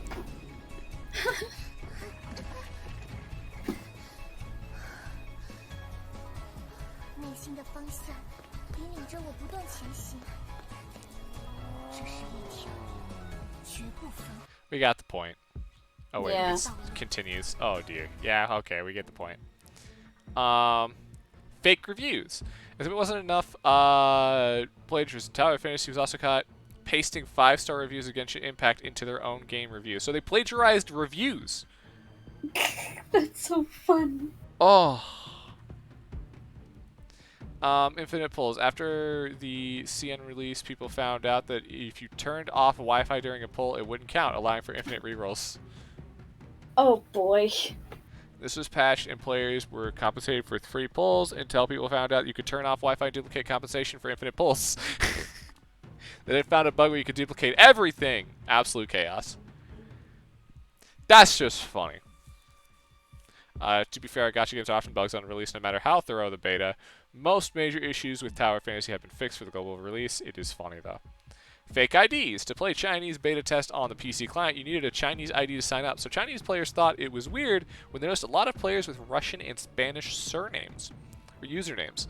Apparently, someone affiliated with Perfect World Games passed around fake Chinese IDs, reportedly including IDs for people who went missing in a 2017 landslide, which is how people outside of China got into the CN beta. Yep. Ooh. More video, organized video recap of this here. Well, this isn't uncommon behavior, and many players trying to play on Chinese servers will use these methods to get in, although more people verify their identities via Bilibili now. It's just that usually people affiliated with the devs don't explicitly promote this. And that's it. This is truly not the worst thing a game developer has ever done, so if you feel, okay, I just compiled some resources, so it seems like, yeah, that's a fair take. There is worse. I add this. But it's still really bad. Read the responses. This story is not about Genshin. Do things can be bad at once. You can play or drop any game you like. I don't want to cancel Tower of Fantasy. I just want people to be informed consumers. I also want to be clear that Tower of Fantasy's plagiarism is qualitatively different from taking inspiration from other games, which is fine, as it's taken straight from other games that appeared in TOS promotional material, and entire PV was copied and or traced. Nothing to promote. Companies aren't your friends. Be a conscious consumer and only spend within your means. Yeah, that's fair. Yeah. This is a responsibly constructed,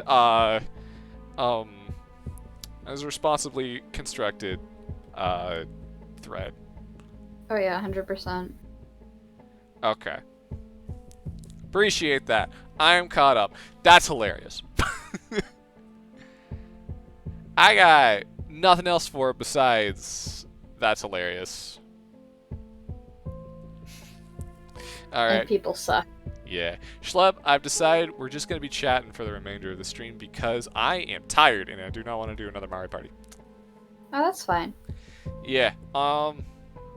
You think, though, that having Mario Party up is less energy draining than talking nonstop. It takes more time than I'd like to be spending. Fair. I think I kind of want to keep the stream a little bit short, and it's going to be like another hour 20 minutes if I have to turn on another game. Fair. Other thing I kind of thought was funny, a little bit more relevant to our streams, is I went and asked you guys how you felt about Sonic Unleashed since we were playing it last night. And I was not enjoying it a whole lot, but it seems like a lot of people really like it. Out of like 44 votes, like 20 of them were saying this game is an underrated classic. It's wild. It is wild. So I feel like there's like basically two camps, right? You either played it as a kid and you love it, or you just didn't play it. Like, you didn't come back to it as an adult, necessarily. This is my guess. Is that you played it as a kid and got good at it. And if you get good at it, this game's pretty cool. See, it was released on Xbox Series X with backwards compatibility. In fact, that's the only way you should play it. Honestly, yeah. Like, the game's performance is so rough on an Xbox 360, which is how I've been playing it, that being able to have it run smoothly at 60 frames per second at higher resolution, that's how you should play it. Or you go play it in an emulator and put in mods that fix it. Because if there's mods that just remove the metal system altogether, then you might have a pretty good game. Assuming it ran smoothly. Yeah.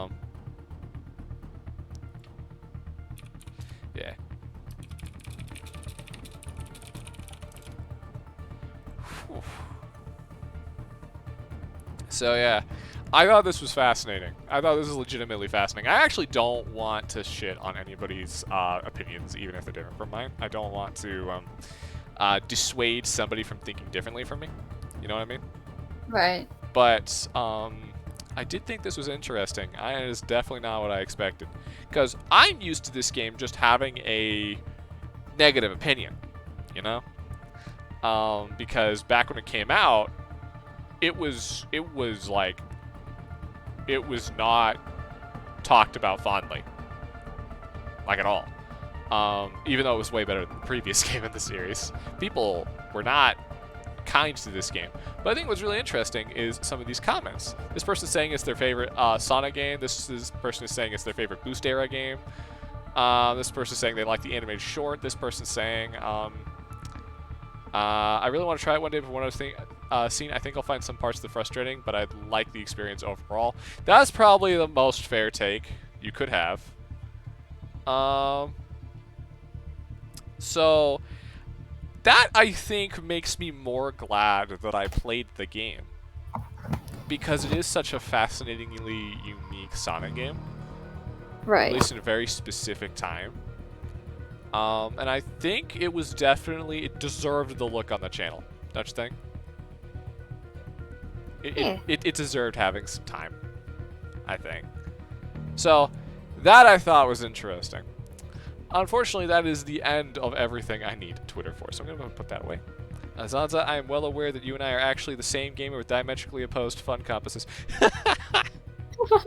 You're not wrong! You are actually not wrong. Oh. Man, okay, that one has you. It doesn't have me. Hold on, let me get me. Meh. Meh. I like that it's still Kaz's. Meow. Is this still gonna work if I open this? Yeah. Can I ask a question? Absolutely! Now is the perfect time for questions.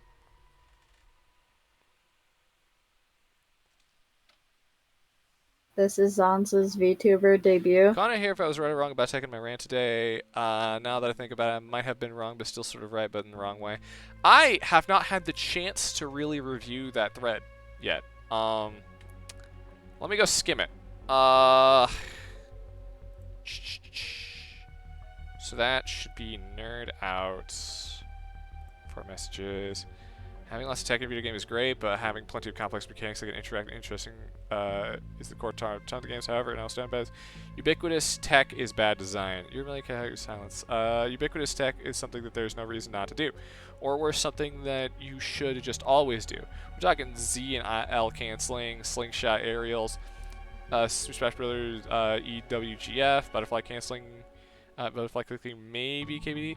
I don't know how enough about Tekken, but maybe IDJ. It's a weird gray area. It's also slip drifting. Not talking about so ubiquitous tag. If it's truly ubiquitous, it's a barrier of entry that's pretty much only exists to make new players suffer. It gives games reputation, makes them inhospitable to newer players, and even encourages certain player culture of gatekeeping. Furthermore, if it's something that you put the game on purpose and is balanced so you should just always do it, then why not make it always happen? What's even the point of it then? Well, it just makes top lane hella consistent they have to be. What would be more fun to watch? 3 players stomping over everybody doing the same thing over and again, or 10 people with diverse options to equal the opportunity to win. I mean, I have 5 gods. This is why I think that modern game developers are scared of tech. It's like they think all tech is like this. It's not even close. Okay.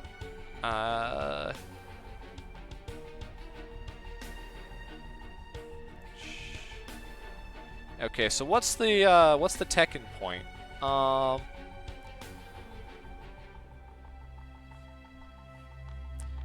Deleting wave dash, air dodge. Maybe I don't really like games to do. Wave dashing would be funny in Street Fighter, yes, before design perspective. My brain glazed over. Okay, so you're basically saying you don't like it.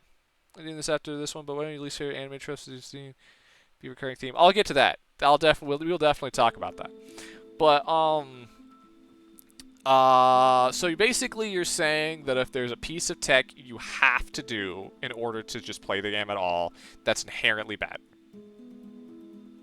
Interesting. Yeah. I get what you're saying. I would agree. I think that's a fair point to make and a fair perspective to have, because it really sucks to be like, oh, but I have to learn this and I have to learn that. You kind of just want to get in and play the game, right? Tech is generally good if it helps make the game deeper and more fun, right? Where if it's fun to do, and it gives you like more options and like makes games more varied, right? And tech generally is usually a symptom of a good game. Like if your game is deep enough that people want to explore it and they have explored it to find tech, that means your game's probably interesting enough that people wanted to explore it, you know? But yeah, no, if it's just like don't walk, always wave dash, well that just kind of sucks because it's not necessarily like an option.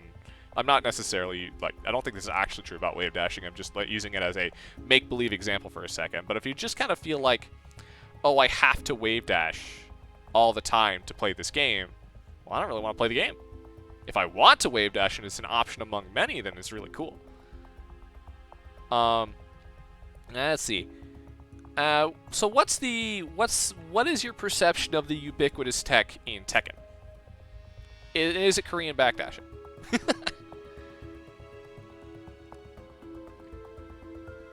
Because, okay, so the thing about that is that Korean backdashing isn't the tech that you do all the time. The thing about Tekken movement, do people not call it Korean backdashing? People call it that. I do think people abbreviate it as KVD. It's just that I'm not really in Tekken, right? So I'm not really in the know. I don't really have the lingo. But the thing about Tekken, right, is that Korean backdashing is not ubiquitous tech that you have to learn in order to play the game. Korean backdashing is symptomatic of how the movement otherwise works, right? And the movement is kind of like chaining attacks in Melty Blood. You have a bunch of long animations with a lot of recovery frames that are really slow, but they're all cancelable into each other. So you could do whatever you want with movement, move anywhere, and just go in and out really fast and out really fast, right? Korean backdashing is just one technique that you can do among a bunch of others that have given you really, really expressive movement. It's part of the appeal of the game, it's part of the fun of the game. And it's not as hard to do as wave dashing, because you just hit like back, back, down, back really fast. It's just like a 3-button input. And so like And people win games of Tekken all the time without doing it.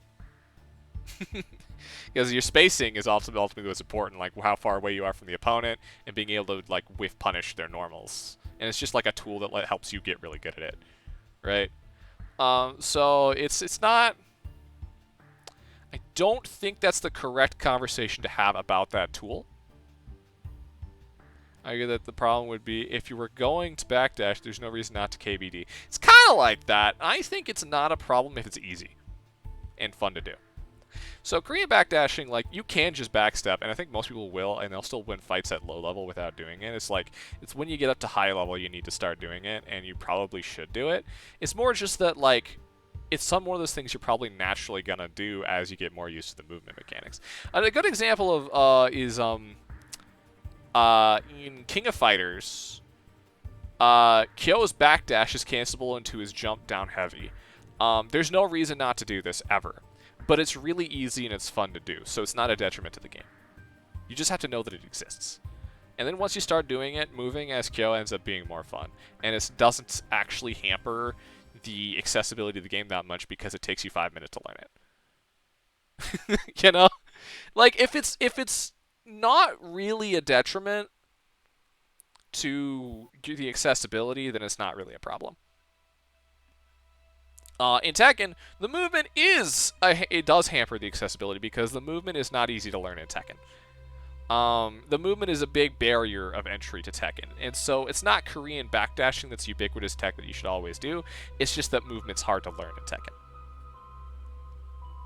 Does that make sense? I feel like I get your point. It's just that that's not really the correct conversation for that movement tech in Tekken. It belongs in a different conversation. I'm sorry about that, Shelby. My brain is radio static, but it's fine.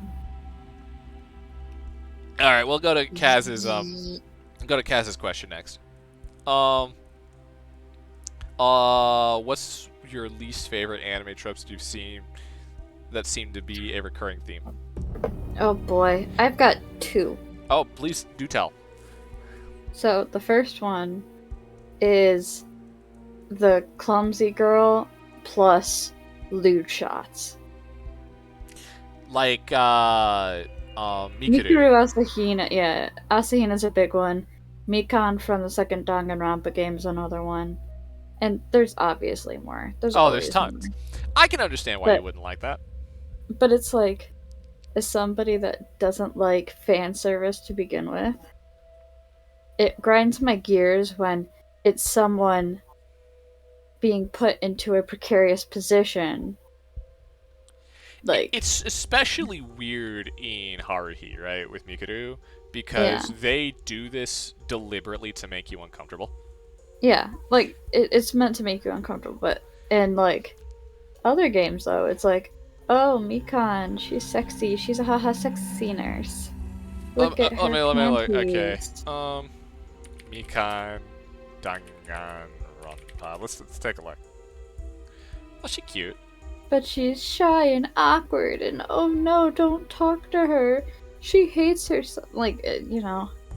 And so there's a CG in the game that's her falling and all sprawled out with food everywhere, and it's like... That's an anime classic, isn't it? It's just... And as a clumsy girl, I guess it just makes me angrier. Right. You know? Because you relate to them a lot. Yeah. And you relate to their embarrassment. I have spooky music. I'm going to turn to calm music, because I put it on detective music. Crystal. Let's go... What's some good RPG? I have no idea, dude. Stardew Valley. Checkmate. Nah! Animal Crossing. Oh. OST. Well, that's a little mean. Oh, that's New Horizons. I want original. Okay. So yeah, overall, I'm like, I just hate that kind of exploitation of the cute, clumsy one. Right. Oh, we don't care about the timer, buddy. Yeah, we're not worried about that. We're That, dude. So what's the other one? The other one Yeah. is a Jason, Okay. but I hate. Funny enough, we did kind of talk about this earlier. I hate when old characters look ridiculously young. You know? Yeah. So like I think the Dragon Maid Kobayashi does this, I think. I'm not quite familiar, but I swear that the Dragon Girl is supposed to be older. Or like one of them's supposed to be older, but it's like a lolly. Right. And- Where they basically just stealthily gave you permission for some weird stuff. Yeah, you have permission to be a pedophile, Yeah. technically. And it's just like, you see this everywhere, regardless of media, where Yeah. characters will always look younger, like past the age of like consent, you know. Right. Characters will always look younger than their intended age. Yeah, Dragon Maid is very contentious. Dragon Maid's got a lot of stuff because Dragon Maid does not care what you think about it. Yeah, unfortunately. It doesn't care what anybody thinks about it. It's just doing its own thing. There's an earnestness to it in that sense, but now to my understanding, if you actually like watch the show, Kana's just Kana, but Mm. you know, But yeah, like give your parent characters wrinkles. Like they don't have to be like old, but like, you know, just like the little eye wrinkle, a little smile line. like what they did with Callie's mom, Yeah. which that's the only Callie stream I've ever watched. It was like, hey, we have a design for Callie's mom, and I'm like, are you fucking kidding me? That's fucking hilarious and very wholesome. But yeah, unfortunately, KyoAni is a big player into that. But that's because its art style is just everybody's cute. Yeah, they draw everybody cute, and it's because I'm pretty sure their lead character designer is a lady. Fair. So it's just like gotta be cute. Gotta be cute. Okay, but I want you here. I'm gonna read something out to you. It's going to make you uncomfortable. No, don't do this to me. But it shows a very different paradigm for media and how people think about it, like particularly with anime. And I guess it's just to show the point that of just how differently people are thinking about it than we do, right? Yeah. Okay, so it involves Haruhi. And specifically the artist for the light novels. Noisy Ito. This lovely lady. Wonderful, wonderful artist. She did all the character designs for the light novel version of Haruhi, which basically was more or less transferred over 1-to-1 into the TV show version. Right? On Wikipedia, there is a small section on her art style. Ito says she enjoys drawing because the first thing players are attracted to is a game's art. She wants to do art for games for that reason. So, many of these games take place in motion charged world of high school, and Ito draws from her own experiences. Although she has designed several very successful characters, Ito stated that she draws her inspiration from anything by which she comes. She described the midpoint between a young female and an adult body where it resembles their male counterparts and simultaneously on the cusp of becoming a full-fledged woman as being the form she likes the best and enjoys drawing the most. Ito stated that since all women have been high school girls at one point and enjoy reminiscing about those times, knowing that being a high school girl is probably the best time in a girl's life.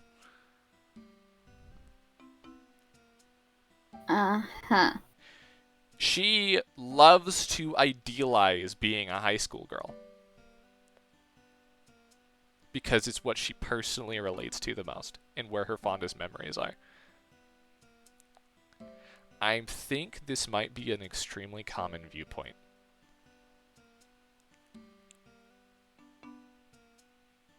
Yeah, Natsu. We're talking about Noisy Ito, the artist for Haruhi. For the light novel version, who designed all the characters. Yeah, so you read this and went, huh, what? Why? Huh? Excuse me? Huh? I certainly don't relate to the statement whatsoever. What was that? The statement I just read out, right? Yeah. You probably had a similar reaction to that I did, huh? Yeah.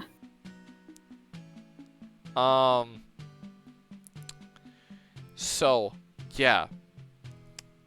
I think people kind of view this period of a person's life slightly differently. You know, I High can't. school was the best time of your life. So you want to make manga and anime that resemble that, so you get that bit of nostalgia. Uh-oh. Yep. Ooh. Oh, Here's trouble. oh, hey, do we have a new friend? Do we have a Niatsu? Yeah, we're just vibing because I didn't feel like running a Mother Mario Party game. Oh, I do want to say something real quick before we get to Zanza's anime pet peeve. Yeah. Pet peeve. Mhm. I'm currently looking, so the only KyoAni content I personally have like sat and watched or have read through was K-On! Right. And so I was like so curious, and I was sitting there and I was thinking, so I'm like, oh, first thing, the teacher, you know? Yeah. That's the quickest. But like, she is actually drawn pretty. Because she's only meant to be in her early to mid 20s. Let's see. So they do an okay job at presenting her and the bandmates of, I think it's Death. Sawako? Yeah, Okay. Keion Sawako. they do a good enough job. Oh, they did Like her her up in makeup. Oh, that's funny. The eyes are smaller and like, you know, it's proportionally more adult, you know? Yeah. So, They're still like moe as hell though. yeah. And I also looked at Yui and Ui's parents. Right. And I'm like, the dad has like slight noticeable like eye wrinkle and smile lines. The mother does not. Right. Mhm. Even though it would work just as well. Yeah, no, there's Let's see if it says her age anywhere. No. I Yeah, figured it wouldn't. as for me, I haven't watched a lot of anime lately. I've actually noticed some tropes not bothering me as much as they used to. Because I went over and read Witch Hat Atelier, like the first volume, a little bit ago, and it is actually extremely tropey for like shoujo manga. Like really, really tropey, and obviously so, and I noticed it. But it just like wasn't a problem. There's no reason why it wasn't a problem. There's no like, oh, it's fine, but because they did it like this, or they're fine because they did it like no. It just simply did not detract from the experience whatsoever. And because at least at one point in time, simply being tropey was the problem for me, right? Just being like something where it's easy to predict what's gonna happen, or easy, or like I've seen it a million times before. You know, I would be less interested in knowing what happens next, right? Right. So, like the issue I have with Marvel movies, right, where they're all just the same shit. Shonen manga, very, very common issue to have with shonen manga. And I suspect if you've read a lot of shoujo manga, it's probably true there too. It's probably true for a lot of things. Yeah. But the with that one, it's just, yeah, no, I notice it, and I don't care. And that was revolutionary for me because it's gotten me to actually think very differently about how I engage with storytelling. Right? I think a lot less about how easily I can predict. Well, I just like want to know what happens next, ultimately, and frequently what I'll measure it by is less about what tropes it uses or how coherent it is, and more about I think less about like whether or not there's plot holes and more about whether it's thematically coherent or if the characters are interesting, right? Mhm. Like more high level super like more more on the emotional, artistic side rather than the mechanical side. Right. I've been thinking about it a lot, and but when I do think back to when I did watch a lot of anime, it was a lot of Macross. I haven't watched a whole lot of anime since. And when I did, it was like a little bit of Promised Neverland, a little bit of Mob Psycho, a little bit of Spy X Family, which have not given me anything to complain about. You're just like, I need something to complain. Why am I not complaining? So if I go back far enough, love triangles.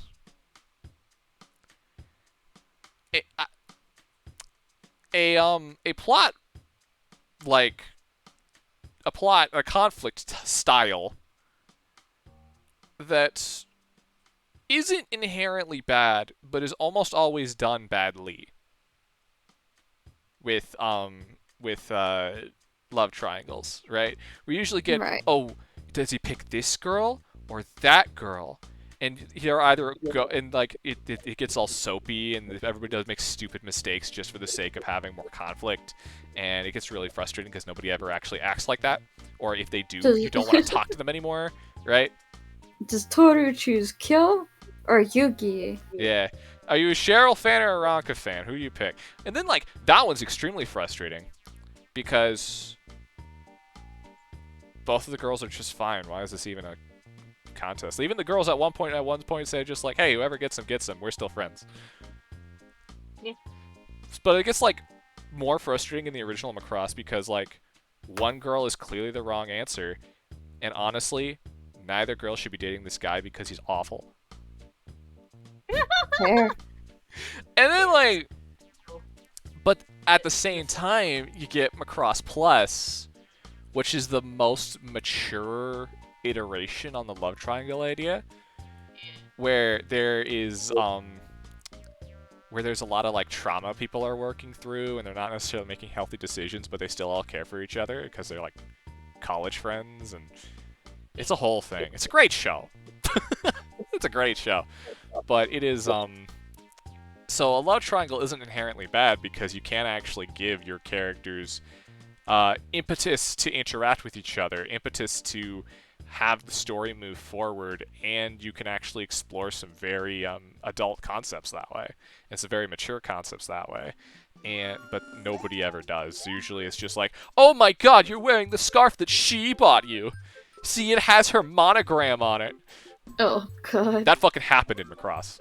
Ugh. I They also hate when men and women can't be friends, but that's just an yes, I agree with that. any media thing. I also find it fascinating how many stories just kind of wander into incest. What? Um, What are you doing, step bro? God damn it. I don't like it. Yeah. Um, And I guess I also never got the appeal, given I don't have siblings. But like, most people who find it appealing don't have siblings. what? Really? Yeah, no, the problem is, like, the people who have siblings are like, why the fuck would you ever think that? Why the fuck would you ever find this sexy? How in the world? Maybe because I was raised pretty much alongside my cousins. I kind of Practically had siblings. yeah. Right. Yeah, that's the same thing with me. Yeah. So like I get like yeah, both Andrew and I were raised along our cousins despite being only children. Yeah, no. But like I just sit there and I'm like, but like even if it's like step siblings, why would you be interested in someone familial? Yeah, no, like, aren't you sick and tired of that person? Yeah. Like they won't fold their fucking laundry. They they used your toothbrush and accent. It's fucking gross. Now you gotta go get a new toothbrush. Like what? Like they keep leaving their hair in the drain. That one's me. So they're like, Oh, mood. so it's just like at that point, how exactly So the only real reason, like the only feasible, like kind of person, realistically speaking, unless they need some serious like counseling, who could think this way, right? Or let their brain go there, probably doesn't have siblings. Fair. And so, and that was apparently there was like a, I think there's like there was a Japanese politician who got asked just like, how come there's so much incest in anime? And he's like, nobody who's into that actually has siblings, so don't That's worry about great. it. And so the you get this, but it is amazing how recurring it is. Like Spy X Family, Yor's brother is really into Yor, Oh no. and you even have characters telling him, like, dude, you need to get over your sister complex. This is weird. I People- thought it was like an idolizing thing, not like a He wants to Bad. marry her, no. Okay. but he also at the same time he's forced to accept that her actual husband is a very good husband, and so he's really pissed about it. Yeah. And then her coworker is just like, bro, you need to. This is weird. You need to stop. Stop. And then freaking. At least the anime admits it. Yes. It admits it directly, and they play it largely for comedy, because his obsession leads to him acting incredibly funny. He does Isn't some he dumb like a detective or something? Yeah, he's a member of the secret police, Ah, which which means is funny. it's his job to catch spies. Yeah. So, but then you get Trails in the Sky, where the primary romantic subplot is step siblings, where they aren't blood related, but they've grown up together. Like actual step siblings? Or... Like one of them is adopted, and they grew up together with the same last name since they were kids. No. Well, that's not even step siblings then. That's technical siblings, but not by blood. So, like, where this gets weird, right? I mean, it's already weird, but where it gets weird is that it's extremely well written. Oh no. So it's actually compelling and interesting to follow, Pain. and the character development's really strong. And when It's shit like you happens, it like shit happens at the end of the first game that will make you gasp and immediately by the second. Yeah, It's like- it's the kind of thing where you know it's wrong, but It's- it's like It's worse because it's good. it's worse because it's basically Because you if know it's- it's great and like it's story's too good to drop it. yeah, So you're compelled to keep going. 'cause Yeah. You're invested. you're invested. It's just like, I love these kids. I want to see them be happy.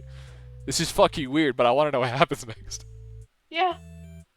Because the character, like, the other thing actually that might bother me the more as I get older Yeah. are the pervert kind of punching bag characters in anime, where like Sanji, right, or Master Roshi, where they're part of their character trait is that they're extremely horny, and really can't keep themselves away from women. Teru Hanamura. Because the reason why they do it, right, and the way that they do it, is very deliberate, actually, right? Because it happens a lot, specifically in shonen manga and things made for that demographic, right? Yeah. And the thought process here is that you let the audience get away with a little bit of something, right? But ultimately, because this character is doing bad things, it's okay to make fun of them, and their behavior is being shown as a bad thing, so that you're not supposed to do it. It's being stigmatized to be that creepy to girls. Right? You're not supposed to be like that, but it's being played for laughs and not necessarily being given the treatment as it should probably have, right? Keep Mineta in his cage. Yes. And like, actually the worst one I've ever seen isn't Mineta, it's that dumb kid that showed up for like one story arc in Yu-Gi-Oh! Towards the beginning. That was actually creepy. Like, why did you write this? Yeah, there's a dumb baby kid in one of the early arcs of Yu-Gi-Oh. He's only there for one arc. His entire thing is he's being creepy to Taya / Anzu. Gross. And it's awful. It's worse than Mineta, like by a long shot. But he only shows up for one arc. Yeah, we know what you're talking about, Kaz. I know. We know Yeah, my hero Mineta is. is like this does not age well as you get older, right? Because when you're younger, you're like, ha ha, horny guy got punched, right? Yeah. When you're older, it's like, okay, this guy's being like really uncool. This is uncomfortable to watch. Yeah. And Haruhi's actually interesting that it's attempting to actually dissect that a little bit. Yeah. Where they do it, where it's like, hey, look at all this fan service with Mikuru, and then you're like, hey, wait, Haruhi, what are you doing? That's actually extremely uncool. What the fuck, Haruhi? Right. And it's actually supposed to make you stop and go, hey, wait a minute. This isn't okay. Right. It's like, wait a minute. Yeah. So, it got really bad with Dragon Ball with Super, right? Because early Dragon Ball is hard to go back to a little bit, largely because of Roshi. There's a lot of schoolboy humor early in Dragon Ball, which it thankfully largely grows out of. But but like Roshi is just like, ooh, Bulma, like, hey, how you doing, lady? She's like 16. Ugh. Because in manga, especially at the time, it is culturally okay to sexualize your 16-year-old. Because it is federally, technically, they're legal and of age of consent. They're not actually age of consent in any specific area of Japan, because in every area of Japan, because they got like state laws like we do, and then they move it up to 18. But because it's technically 16, it's technically allowed in anime and manga. Yuck. Yeah. So, granted, Bulma, she gets older. There's like a time skip for one of the tournaments, and then she's 19, and she has a haircut. So it doesn't last that long. The problem is when they bring back Roshi in Super, and he joins the Tournament of Power. And his character arc is he's like, my main weakness is how horny I am. I'm actually going to attempt to overcome this. Right? Doesn't go well. Where they go with this in the actual fights he's involved with is extremely uncool, because they imply that he almost raped somebody. Oh no. And I'm watching this with my brothers, and we're all just like, what the fuck? Roshi wouldn't rape somebody. No. Excuse me? Why'd you put that in the show? I'm not okay with that. Yikes. No, man. It made me unhappy. It made me very unhappy. I take a little bit of solace in knowing that Toriyama didn't actually write it. I'm also given the impression, because Toriyama doesn't write Super, or didn't write Super. He didn't write the Super anime or manga. What happened is he gave a general plot line of what happens in Super, and then gave them to both the anime and the manga, and their own requisite staff does their own take on what Toriyama gave them. So the anime and manga versions of Super are actually completely different. Oh. Because they have different writers. Working Just with... Yeah. Dragon So... Ball is franchise that just goes. Yeah, it just goes. So, so Roshi in Super is extremely mishandled. There's lots of stuff in Super that's just not good. Yeah. Toriyama First one was- Yeah, Toriyama writes the movies. He doesn't write the show. But yeah, no. I like Super's Broly than Z Broly. I agree. Super Broly is so much better. If I could sit you guys down to watch one Dragon Ball thing just to show you guys how cool Dragon Ball is, right? It would be the Broly movie. Cause man, they do a lot in that movie. Super Broly is so good. Any of you catching Superhero? I have already started making arrangements to go see it next week. Because the new Dragon Ball movie opens next Thursday, I believe. So I'm gonna make sure to see it. But yeah, no. So basically, this entire trope becomes worse the older I get. Um, and I actually suspect that Toriyama has matured a lot since his earlier writing. You can tell that like some of his earlier writing is a little bit creepy, a little bit sexist, and then as time goes on, it's like I think he's like all of his stories are about the importance of family now and like all that shit. Oh yeah. He's an old man now. Didn't used to be. Um, He's like what, in his 50s now? Something like that. Yeah. Worth mentioning is that Dragon Ball ran from 1985 to 1995. Yep. It's an old comic book. By the way, that was the exact same runtime as Calvin and Hobbes. What? Yeah. Really? Yeah, Calvin and Hobbes also ran from 85 to 95. Interesting. Yeah. Probably the two most important works to most artists. Like, two most influential to any current artist.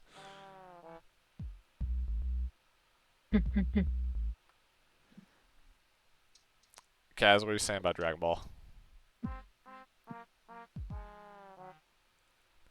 You can give shout out to Piccolo's growth in the entire. Oh yeah, no. Piccolo and Vegeta have some of the best character development. And like, They did. yeah. So Schleb, Yeah. Vegeta starts as a villain. He eats aliens, destroys That's alien right. planets, and he's like, nobody can beat me. Goku beats him, and he's like, what? I have to show that I'm better than Goku. Then over time, slowly, and it ends up kind of becoming frenemies with Goku, right? And then he settles down with Bulma and has kids, and then he's just kind of like a family man that loves his family. What Vegeta did. And he is a substantially better dad than Goku. Yeah, Too. yeah. So Yeah. Vegeta's a better dad than Goku, and then there's Piccolo, where he also starts as a villain because like you have King Piccolo who then dies and he gives birth to Piccolo Jr. and the Piccolo Jr. fights Goku, and then he's just like, all right, you beat me, Goku, I'll come back. And then when he comes back, they have to work together to beat Raditz, and then Goku dies, right? And so Yeah. that Piccolo has to raise Gohan. Oh. More like he kidnapped Gohan. Yeah, he's like, I'm going to train you for when the Yeah. Saiyans come, when he's like 4. Yeah. Oh. But Yeah. But he ended up softening, yeah. yeah, but then he basically becomes Gohan's dad at that point. Yeah. Gohan's good Interesting. dad. And he's like actually a good dad after a while. So then when Gohan grows up and he has his own kid, there's like a scene in Super where like he's like where somebody else is babysitting and Piccolo's the one who's like, make sure she has her blankie and she has to feed it exactly this time. Nice. Yep. That's Piccolo. Yeah. Piccolo's the real dad. Yes. We love him. He's great. So yeah. He won't admit it that he loves them. So actually, here's why Dragon Ball is cool. You ever had like a nephew or something who's really into like Super Smash Brothers?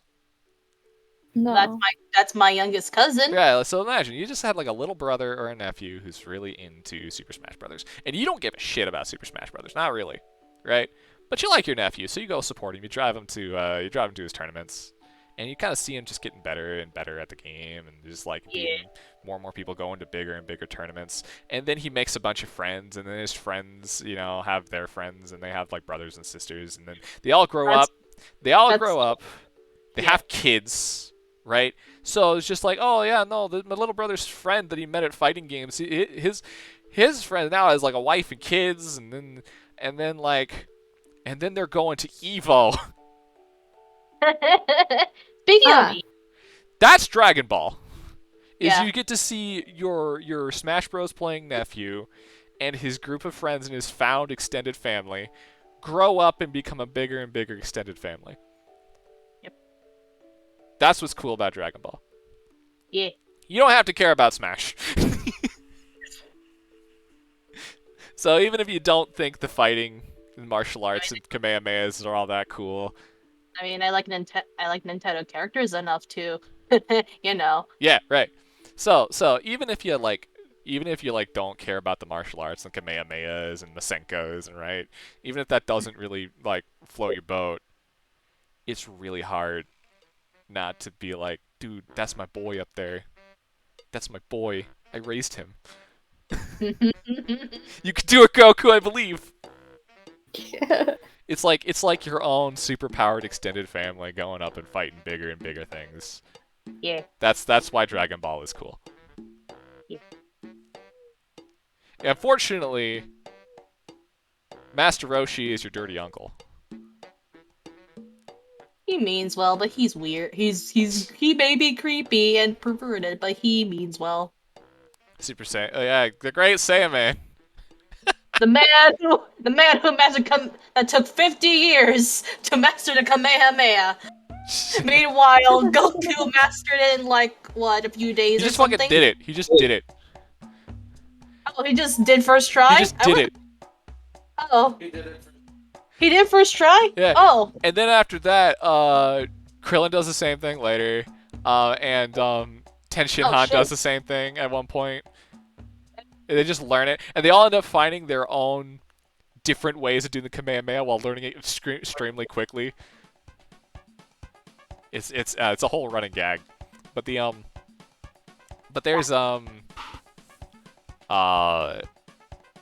yeah, Great Saiyaman. When Gohan is like, oh, I have superpowers, I should become a superhero so nobody knows my secret identity. And it just becomes just a Kamen Rider parody. It's great. I don't think it lasted long, I think. So yeah, Dragon Ball is good. That is the takeaway here. Except for the weird parts early on. Early Dragon Ball is actually just not good. Like really early Dragon Ball, it takes like 3-4 volumes for it to actually start getting good. But anyway, any other questions? Wahoo. Wahoo. Wow. Yeah, he did do that. Yeah, it was a problem too. How do we feel? Okay, there's exactly, I think there's like 2 or 3 fighting games that have Chi-Chi as a playable character. Dude, maybe. Yeah. Dude, I would love to be Chi-Chi. Yeah, Super Dragon Ball Z, she's playable. Yeah.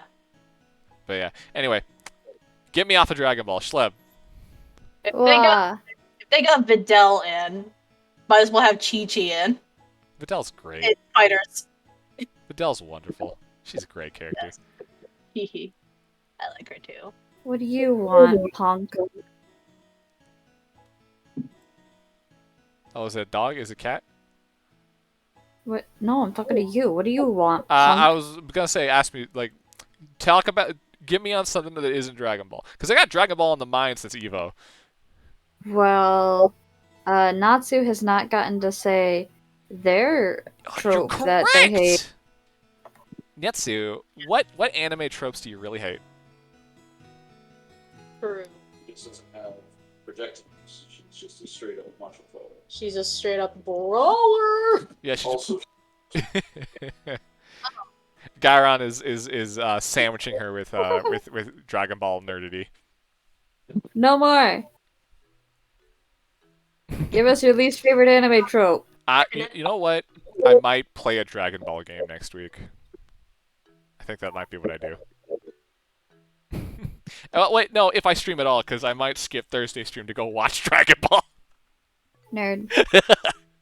I might stream Tuesday to make up for it. Anybody else thinking about streaming Tuesday? You've heard me now that I might stream Tuesday. Okay. She's on a tangent over there. I think we lost her. We lost Natsu. Rip. Streaming Legacy of Goku. I'd like to play good games instead. Wow. I'm pretty sure Legacy of Goku 2 and 3 are good. It's just that I'm not personally interested. Damn. Got you. it's kind of the biggest thing. Gotcha. Yeah, she's out. She's gone. Yeah. So, do we have another question while I was talking about that?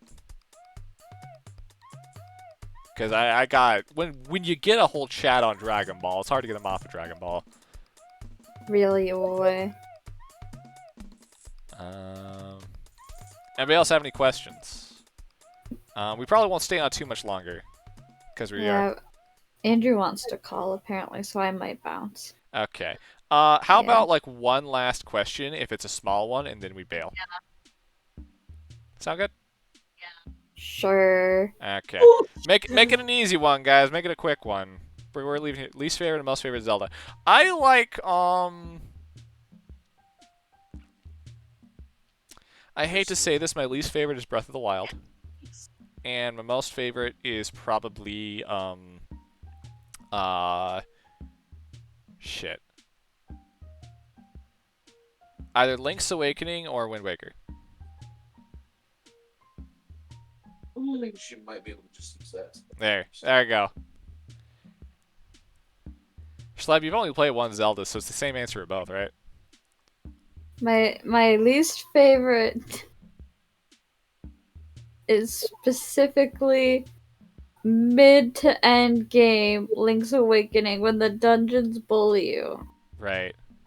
My favorite is like the beginning to middle of Link's Awakening. That's completely valid. If you ever come back to that game, get DNA on call. Yeah. He will help you. He knows that game way better than I do. He will guide you through the hardest parts of the game and most annoying parts of the game, and you will be okay. Yeah. DNA is exactly the person you need for that video game. Absolutely valid. Bunch of fun. Breath of the Wild, she could tap into her inner god gamer. So, Breath of the Wild is a really cool game. It just didn't vibe with me. I don't know if you'd like. You might like it. It's very relaxing, actually. Maybe I don't like games where your weapons break over time. It does have that, and nothing mitigates how much it sucks. So, I probably wouldn't. Yeah. Because I'm the type of person to just use a weapon or a thing Alright. forever. Okay, so Reggie, if a dating sim was made for any game series you have played, what would that series be? Our D&D OCs. But actually, shit. I mean, I currently have one in the works. Yes, and I want to play it. And you should continue working on it. Please. I'm still working on the story. My girlfriend Rose, she needs me. Keep working on it. But yeah, no. I still have to finish the story. Yeah, work on the story. You know? Yeah. Yes, just go. Okay. So I'm actually gonna say this is gonna be a fun one. Zelda, and it's just all the different Zeldas. That'd be delightful. Maybe throw in like Marin for good measure. I'd go Marin route.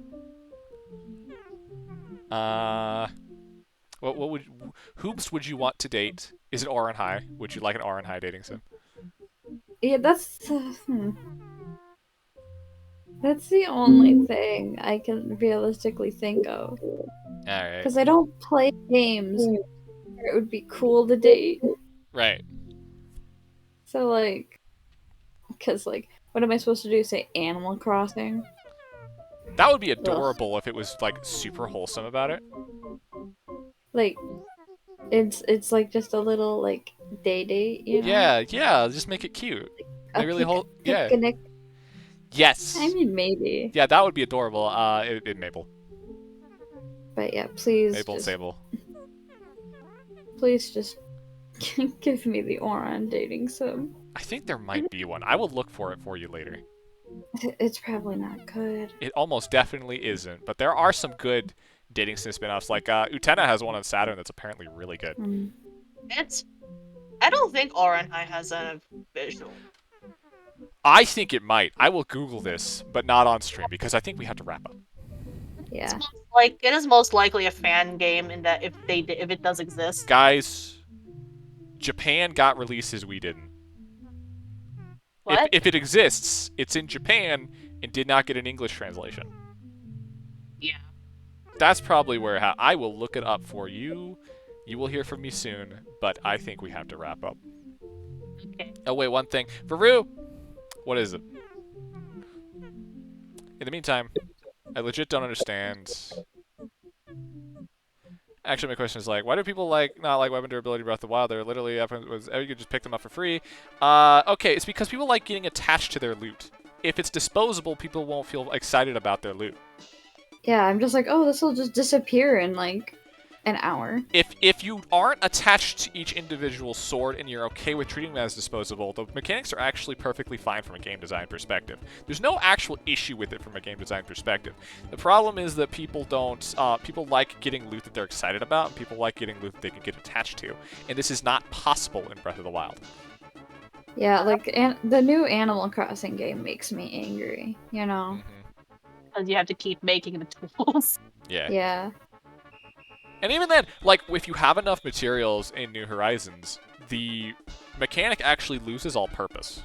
It just becomes an Right. inconvenience. Yeah. Which is like, at some point, there should just be a permanent, like, Like a Yeah. permanent. permanent recipe or something. It you know? stops being a significant gameplay element. Early on, it's actually fun, but later it's not. Yeah. They give you that, brother. They give you one sword and it still breaks. They give you one sword that's permanent, and it's cool, but it's the only one. You don't. It's just not for everyone. It is something that's not necessarily going to appeal to everybody, and there's nothing that really mitigates that. Okay, so that one was my free one for you guys to end the stream, but it looks like I gotta run three more. You're supposed to find infinite of certain weapons, but I do see now. Thanks. Yeah, it's almost purely a preference thing. It's a very subjective viewpoint, right? So people have particular expectations about loot in video games, especially in Zelda games, where every cool new thing you get to keep forever, and it's always cool. Right. See, and that's the thing. If you're okay with all your weapons just being disposable, there's nothing wrong with that. It's how the game's designed. I have a problem. What's that?